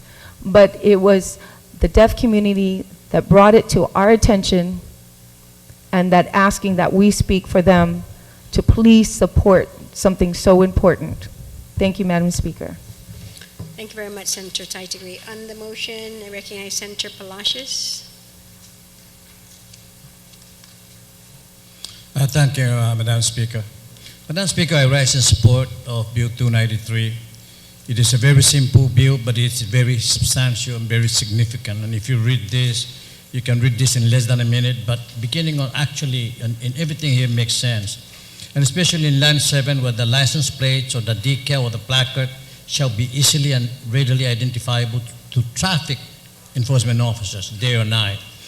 And it is not so much that the driver with this disability need to be recognized immediately, but more importantly that the law enforcement officer who's doing the pullover should know immediately the nature of the driver and this disability, so that then he can interpret more accurately the kind of approach that he has to make at that point. A subsequent markup meeting with both the motor vehicle, the person in charge of vehicle registration, again showed me that this would satisfy, as provided in line 12 on the last sentence, the form and appearance of the license plate decal or placard shall, if available, conform to national traffic regulatory or ADA standards. And they had showed me the size of the current handicap placard, a placard similar to that has the international symbol, which is actually the outline of an ear. But at the same time, I mean, it is recognized, and that is what they're going to adopt. And they assured me that they'll be able to produce, at least for a start, not the license plate, but the decal, which would be stickered on the rear end bumper or somewhere on the back side, which is actually normally when you are followed by a police officer, you'll be from the back side. And augmented this would be the placard itself, because not all individuals with this disability would have a vehicle on which to put the sticker, which is the decal itself.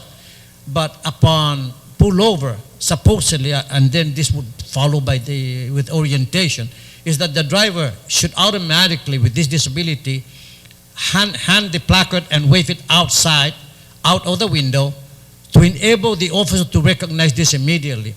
And all these simple procedures, of course, would be given to police officers, to the deaf community, the members of the deaf community, and also Department of Revenue and Taxation, so that there can be an understanding that when they pull over this vehicle with this decal, or when a driver waves the placard through the window outside, that they know that they're dealing with a person with disability, and they should approach that individual accordingly. So not only for the recognition and the safety of the driver, but also to ensure, or rather to assure the officer that he is, the danger is not the kind of danger that he would anticipate or expect, and by forcing the individual through a loudspeaker to step out when that individual, of course, cannot hear. So at the onset, with proper indoctrination and orientation, drivers with this disability with a placard should be able to show this and be recognized. And that's what it's all about. It's simple process, but it means a lot, a whole lot, to both law enforcement officers and to members of the deaf community. And I support this bill. Thank you, Madam Speaker. Thank you very much, Senator Palacios. Senator Blas, you would like to speak on the motion? Thank you, Madam Speaker. I too rise in support of this bill. I just want to go ahead and add on to the presentation by the previously retired speaker. Based on experience in law enforcement, you know, there are times when you pull a vehicle over for a myriad of situations. And unfortunately, there's also a situation where you pull a vehicle and then you're taught to use your voice instead of approaching the vehicle to be able to take control of the vehicle. And as the good author of the legislation was providing her story, or the story that she knows of an incident involving an individual who was hearing impaired. And I sat here and I could recall there was an instance where we had to stop a vehicle for what is commonly known in law enforcement as a felony stop, and employ the principles of a felony stop. And when you do that, and I'm sure you've seen this on cops and whatnot, police officers take cover by their vehicle, and through the utilization of their speakers you know, they bark out orders and commands to the occupants of the vehicle. Imagine, if you will, and this is what happened, when we pulled the vehicle over and started to voice out these commands, and nothing was happening in the car. Obviously, the situation became very tense. You know, the thought of also contacting the hostage negotiation personnel along with SWAT, because we found that we're probably confronting an individual who was going to be combative and was barricading himself in the vehicle, only to learn the person that was operating the vehicle was deaf, couldn't hear us. Now, and imagine what else could have happened. Luckily, you know, we exercised the constraint, and then we realized, as a result of further work, that this individual couldn't hear us. So we had to employ different methods. But see, that's a success story on being able to exercise the restraint and being able to adapt to the situation as it occurred. But if a decal or if something visible was available at that time to tell me that the operator of the vehicle was hearing impaired, probably wouldn't have to been long and drawn out for that long. The embarrassment would have probably been saved. So I think this legislation is a long time coming. We're giving them the opportunity as well as the protections that they deserve. So I support this legislation. Thank you. Thank you very much, Senator Blas. Are there anyone else who would like to speak? Senator Pt.2, you want to close? You want to send it down? Thank you, Madam Speaker. I would like to just say thank you to all my colleagues who have contributed to all these bills that come forth with regards to the deaf community. And once again, I say in sign language, thank you to all. Thank you, Madam Speaker. Thank you, Senator Pt.2, and the motion then to place it down to the third reading file without any objection, so ordered.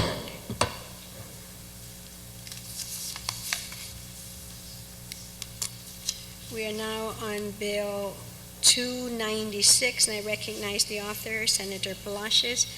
And Senator, I only have the bill, and it's, although the letter says as substituted, but I only have the introduce.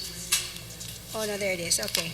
as substituted version. Thank you. Senator Palacios. Thank you, Madam Speaker. Madam Speaker, I move that Bill 296-30 as substituted by the Committee on Public Safety, Law Enforcement, and Senior Citizens be accepted as a substitute bill. And then I would like to, of course, move that it be placed on the third reading file for purpose of discussion. Yes, you may continue. Thank you, Madam Speaker. Madam Speaker, again, we can still, I guess, we have not forgotten the events that gave rise to the recognition of probably a need to revisit the requirements of police clearance and so forth for individuals running for public office. And because of the recent events, there appears to be inadequacy in the current process. The current law, as I read it, I still say that I think the Guam Election Commission, it being the authority to certify individual, would have commensurate authority to check into the background of individual, of course, any lawful process. It appears that that was lacking at that time. And so this bill just want to make sure, to ensure that persons vying for public office are absolutely and fully qualified for the office they are seeking. And that is the intent of the bill.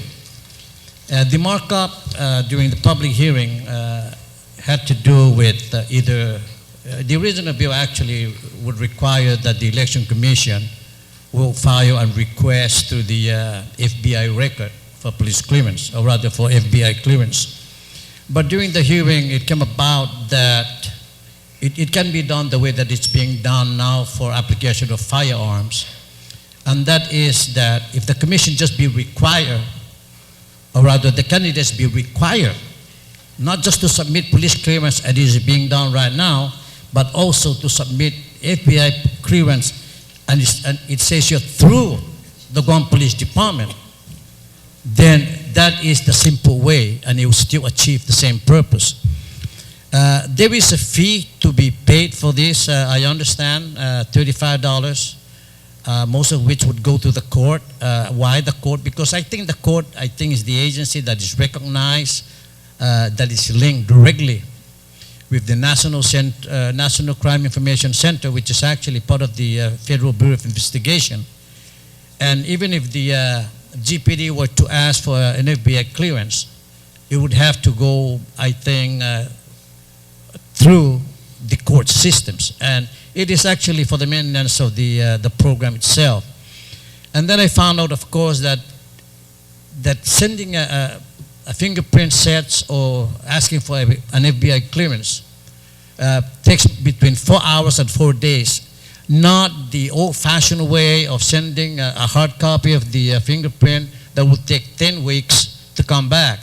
And so that actually, with the technology, there's no interference in the normal process of timeline for filing and those things. So it will not interfere with that. So this is actually the way that is suggested to me, and the FBI clearance, when it comes back to GPD, that they're supposed to just give it directly to the Guam Election Commission. There it is set and it is good to go. Again, this requirement is for any public office that is sought by any candidate. In this case, of course, the senatorial, the mayoral, the gubernatorial, the school board, the CCU. And for the police clearance is required right now. There was the discussion that what about if an individual, a U.S. citizen, is arrested and convicted in a foreign country? I think with the link throughout the world, and especially if it's involved a U.S. citizen in a foreign country, that the FBI has that link to be able to collect that data and store it. And what if the jurisdiction do not do fingerprinting? Nevertheless, the name will be stored. I think there's been improvement in this. This may not be a complete, perfect process, but definitely it will prevent the recurrence of what happened the last 2 months. And again, it will just enhance. We would like the people of Guam to to be able to know exactly the candidates, and then of course avoid having to go to the pains and those things that we have to go through and the confusion. And that is what brought this up. So again, it's a simple process. In addition to the police clearance, which right now we pay, I think, $15. In addition, for the FBI clearance, it's $35. It can come back the result within 4 hours to 4 days, and they have the capability to do that. I hope my colleagues would look at this, and I'm prepared to answer any question. Thank you, Madam Speaker. Thank you very much, Senator Palacios. On the motion, Senator Munya Barnes, you're recognized. Jesus Masi, Madam Speaker. Madam Speaker, I don't have any objections to the bill. As a matter of fact, I support it, but I do have a question to the author, if you may, and if I can go ahead and state the question, is when we access the, at a minimum, the Commission shall verify with the National Crime Information Center of the Federal Bureau of Investigations directly or through the Guam Police Department, and I do know that there's a process when you apply for firearms that you go through that FBI clearance. If the clearance for the federal background check is what the intent of this is, would this be at a one-time thing or every 2 years? Because as elected officials, the gubernatorial race is every 4 years, the mayoral race is every 4 years, and the legislators in the Congress is every 2 years. So would the process be for any elected officials running on the every 2-year process would have to go through that same FBI check everything? Because it probably can get even more time consuming. I do know that if they're looking for a record specifically, and there's nothing short, they'll say nothing follows, but Would you like for the Senator? Can you please? Yes. You accept? Actually, I think you're looking at the original bill. There's a substitute bill. Page 2 in the is right after the. Yeah. Where it says that it's not verify if the national crime information is to require the verification of criminal Yes. history record. That's Through the Guam Police Department, not directly anymore. It says or through. It says or through. I don't have a problem with that. No. My concern is the timeline on how many times each the candidates take. For example, Okay. you're a sitting policymaker or a sitting mayor. Do you have to go through it every time? Because when you do a background check, an FBI check, or a criminal check for prior records, it's usually good for that time and all the way as it relates back to your history of, of your record when you were. Senator Palacios, would you like to respond? Yes, Madam Speaker. Yes, Madam Speaker, it will be for every election. And again, the modification or the changes of records can occur actually any time, even during the election and so forth. So yes, it is just the way that candidates now are required to submit police clearance for every election. It is actually the same rationale.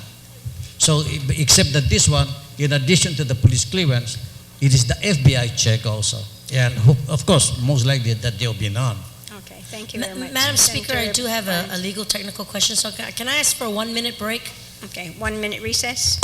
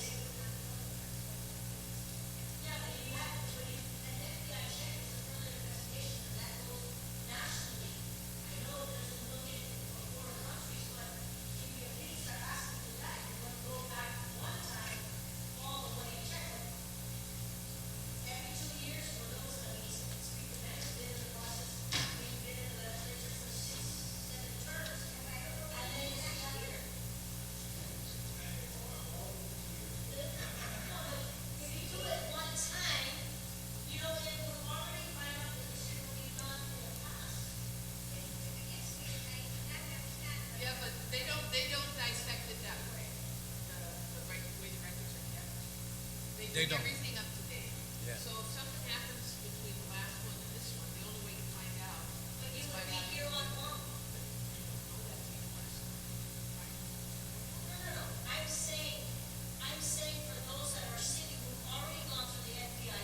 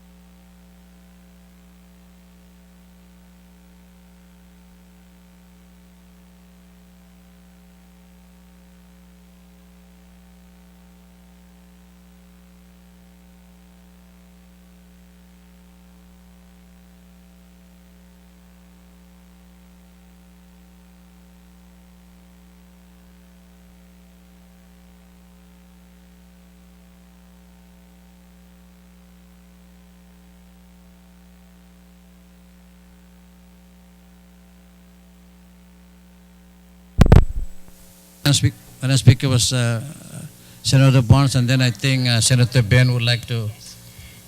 The legislature is back in session. Senator Barnes, you have the floor. I know there was a lot of deliberation on your concern. Speaker, thank you, as we discussed. And I really have no problems with the bill. My concern is being able to justify the process of continuing to have FBI checks when initially one is already, if one is already done, I don't mind that, but I was hoping if I could just sit with legal counsel and seeing if that I could just probably limit that and have it maybe just for the initial application when one runs for an elected office, that they be required to do these steps so that they would carry, that they would be able to check with the records on those crimes, whether it be done here on Guam, the United States, or the jurisdiction of the United States, and also to further check that maybe even in the foreign country. We have some neighboring countries that a lot of folks go to, and I think that if we go through this process, I don't think we should go through it over and over and over and over. I know that locally when we do our police clearances, that should suffice. So I'm hoping that I can just reserve comment and talk with legal counsel as I continue to hear what was said on the recess, Madam Speaker, and just see whether if I can come back if I proffer an amendment to this bill. I will give you that time and recognize you at a later time. I have, let me see, Senator Gutherts. Thank you, Madam Speaker. You know, we all went through a kind of a challenging experience over the last couple of months with our Ethics and Standards Committee. And I think this bill is very important for the future, to help close any loopholes that have occurred with reference to candidate eligibility for office according to Guam laws. You know, one of the things that held back, I think, even our law enforcement community, the Attorney General's office, and the legislature from acting more quickly on the matters that were presented to us were really the lack of adequate records. We had great difficulty in locating records that were critical for the deliberations of our committee. And I also know that the police department had the same experience at first, as well as the Attorney General's office. Of course, those matters have now been resolved, and the appropriate records are before the appropriate offices, and we did our deliberations based on the records.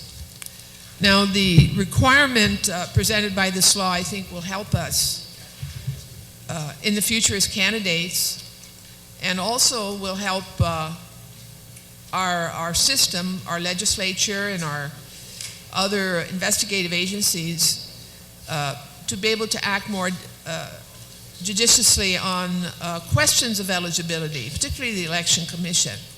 But I do have one issue that I'd like to bring forward, a little similar to my colleague Tina Munya Barnes, Senator Barnes. Do we want the Election Commission or any other body in this government to be interested in arrests or convictions? What are we interested in? Because we do know that there are times when someone may have been detained by a law enforcement organization wrongfully and then released with appropriate apologies. Or we know that a person may have in fact been arrested and then found innocent of a supposed crime. What information do we want? Do we want convictions? If we're interested in police clearances with reference to having committed any potential felonies or misdemeanors, then that's what we should say, convictions. If we want everything, arrests, are we going to leave it up to entities like the Election Commission to decide, well, so-and-so was arrested for fighting with his wife or her husband, and therefore they shouldn't be allowed to run for senator or run for the CCU or run for the school board? Are we interested in arrests, or are we interested in convictions? Because I think we should specify it. Because I certainly would not want to leave it to the Guam Election Commission to decide what an arrest means. So I ask my colleagues here to think about that. We are interested in convictions. We're not interested in persecutions or things that may be motivated by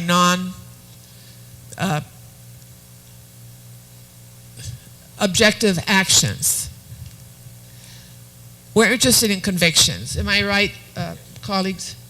So I would like to suggest, and I don't have an amendment, but I would like to recommend an amendment, and maybe we can make it clear with the help of legal counsel, that this mandate should refer to convictions. So that would be my motion, Madam Speaker, that the bill be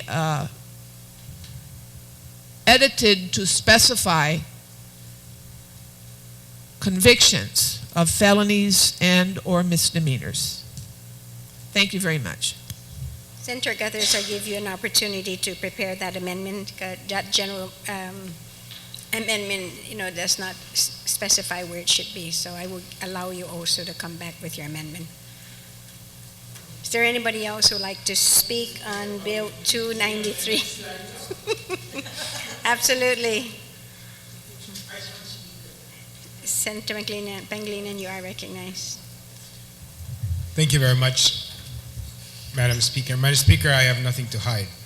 They can check all they want.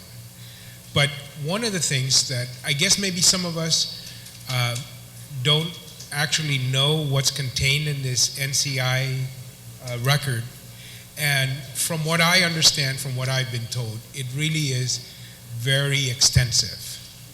And it includes things that may be totally unrelated to a crime. For example, if you run your name through the NCIC,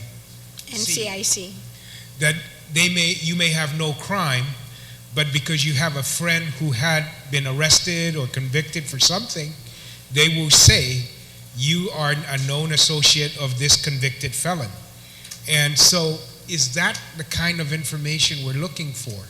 And I think that this is going to be resolved with regards to the amendment that had been verbally offered by the good retiring speaker, former Chief of Police, Senator Gutherts. And I really think that, we do want our public servants to be, to meet the requirements of law, number one, but to be of upstanding moral character. I mean, that's what we're trying to determine here. And the connections and the kind of information that may be, because the FBI is not only concerned about people who have committed crimes, they are concerned about people who associate with people who commit crimes, maybe, and so forth. And I think it's that kind of information, especially with this Patriot Act and the Homeland Security, that all sorts of information gets jumbled in there and may not be necessary or appropriate with regards to making these kind of judgments that we're trying to seek from that. So I certainly support, and maybe arrest is a fair game. Maybe arrest is okay. You've been arrested, maybe prosecution is even a greater and a higher threshold, because you can't get prosecuted without getting an investigation going, and there's reasonable evidence or reasonable doubt, maybe. I'm not sure of what the legal standards are in order to proceed to prosecution. So maybe that's an okay bar. Maybe conviction is the ultimate bar that we want. But whatever the bar that we set on here, I think we want to be very careful and very clear in terms of what our law says disqualifies a person from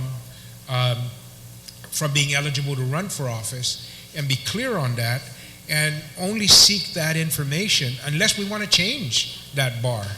So, and that's one of my concerns with this idea of proceeding in terms of going into this NCIC, because really the type of information we're going to get back may just scare us all, and especially again with the changes that have occurred in the collection of information that is placed in this information database. And I may not be totally privy to all that is contained there, but what I have been told by professionals who have been privy to this type of a report that is made by just a simple inquiry of what do you know about this person, and what comes back is a little bit too big brotherish to me, and really may not be, again, pertinent to, as it says here, our qualification to run for public office as required in our laws. So that's the only kind of a little bit of caution and discomfort that I have with this, but I certainly support what we're trying to do in terms of ensuring that those individuals in our community who wish to run for public office meet the requirements of law that is set in statutes as being necessary to qualify to be a candidate. So thank you very much, Madam Speaker. Thank you, Senator Pangilinan. Senator Munya Barnes, do you have your amendment, or are you coming back? Senator Guthers, is your amendment ready? We only have a couple of minutes before 5 o'clock, so I'm going to, before we recess until tomorrow morning at 9, and we will continue with Senator Barnes and Senator Guthers with your amendment, and we'll continue with Bill 293. I'd like to go ahead and recognize the Majority Leader then for a motion. Thank you very much, Madam Speaker. Just a couple of housekeeping motions. Notwithstanding the House rules, I move that we suspend discussion on this Bill 296 and revert to motions for the purposes of pulling back Bill number 218, which at the advice of counsel, this bill is sponsored by Senator Barnes, and the advice of counsel, there needs to be an amendment that's beyond technical. So can we first go to motions? So on the motion then to suspend 296. Yeah, and to revert back to Yeah, motions. so we can revert back to motions then. On that motion without objection, so ordered. Okay, my And first then- motion is to pull Bill 218 from the third reading file, from the voting file, and put it to the bottom of the second reading file. Okay, on that motion then without any objections, so ordered. Madam Speaker, thank you. My next motion is to place a new bill in the bottom of the second reading file. And this is Bill number 333, and it's an act to repeal and reenact Section 4 of Public Law 30-57 relative to the Jose D. Leon Guerrero Commercial Port of Guam Master Plan Update 2007. It's been sponsored by both Senators Frank Blas Jr. and Senator Ada. And I've written to you a letter the other day asking that you declare an emergency declaration to waive the public hearing requirement for this bill, since it's the subject matter is similar to a bill that's already been law and been publicly heard. And so I'm pleased to announce that on February 23rd, you've issued a memo to all members of the legislature saying that after careful evaluation for requests to waive the requirements for a public hearing on Bill number 333, that you've certified pursuant to 2 GCA subsection 2103A that an emergency condition exists, and that the requirements for a public hearing on this bill is accordingly waived. And so I thank you for your expeditious response and your concurrence to this request. So I move then that since this bill is eligible for placement on the session agenda, I move that bill number 333-30 LS be placed at the bottom of the second reading file. On that motion and without any objection, so ordered. And then, notwithstanding the House rules, I move that we revert back to the second reading file and then resume discussions on 296. Okay, so on that motion then, we are back again to second reading file, and we are still on Bill 293, without any objection, so ordered. And at your suggestion, move to No, recess till 290, 296. 296, I'm sorry, you're right, 296. Although the committee of the whole. So we're still in 296, but we still have two amendments that will not be ready. So I was going to, What do you suggest?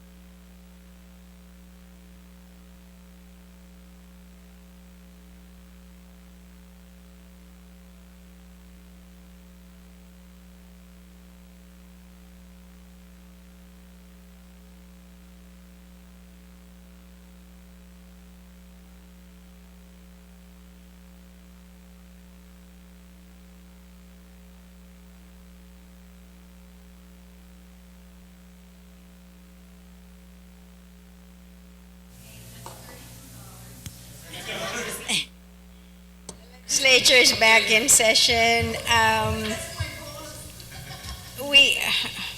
I recognize the Majority Leader for another motion.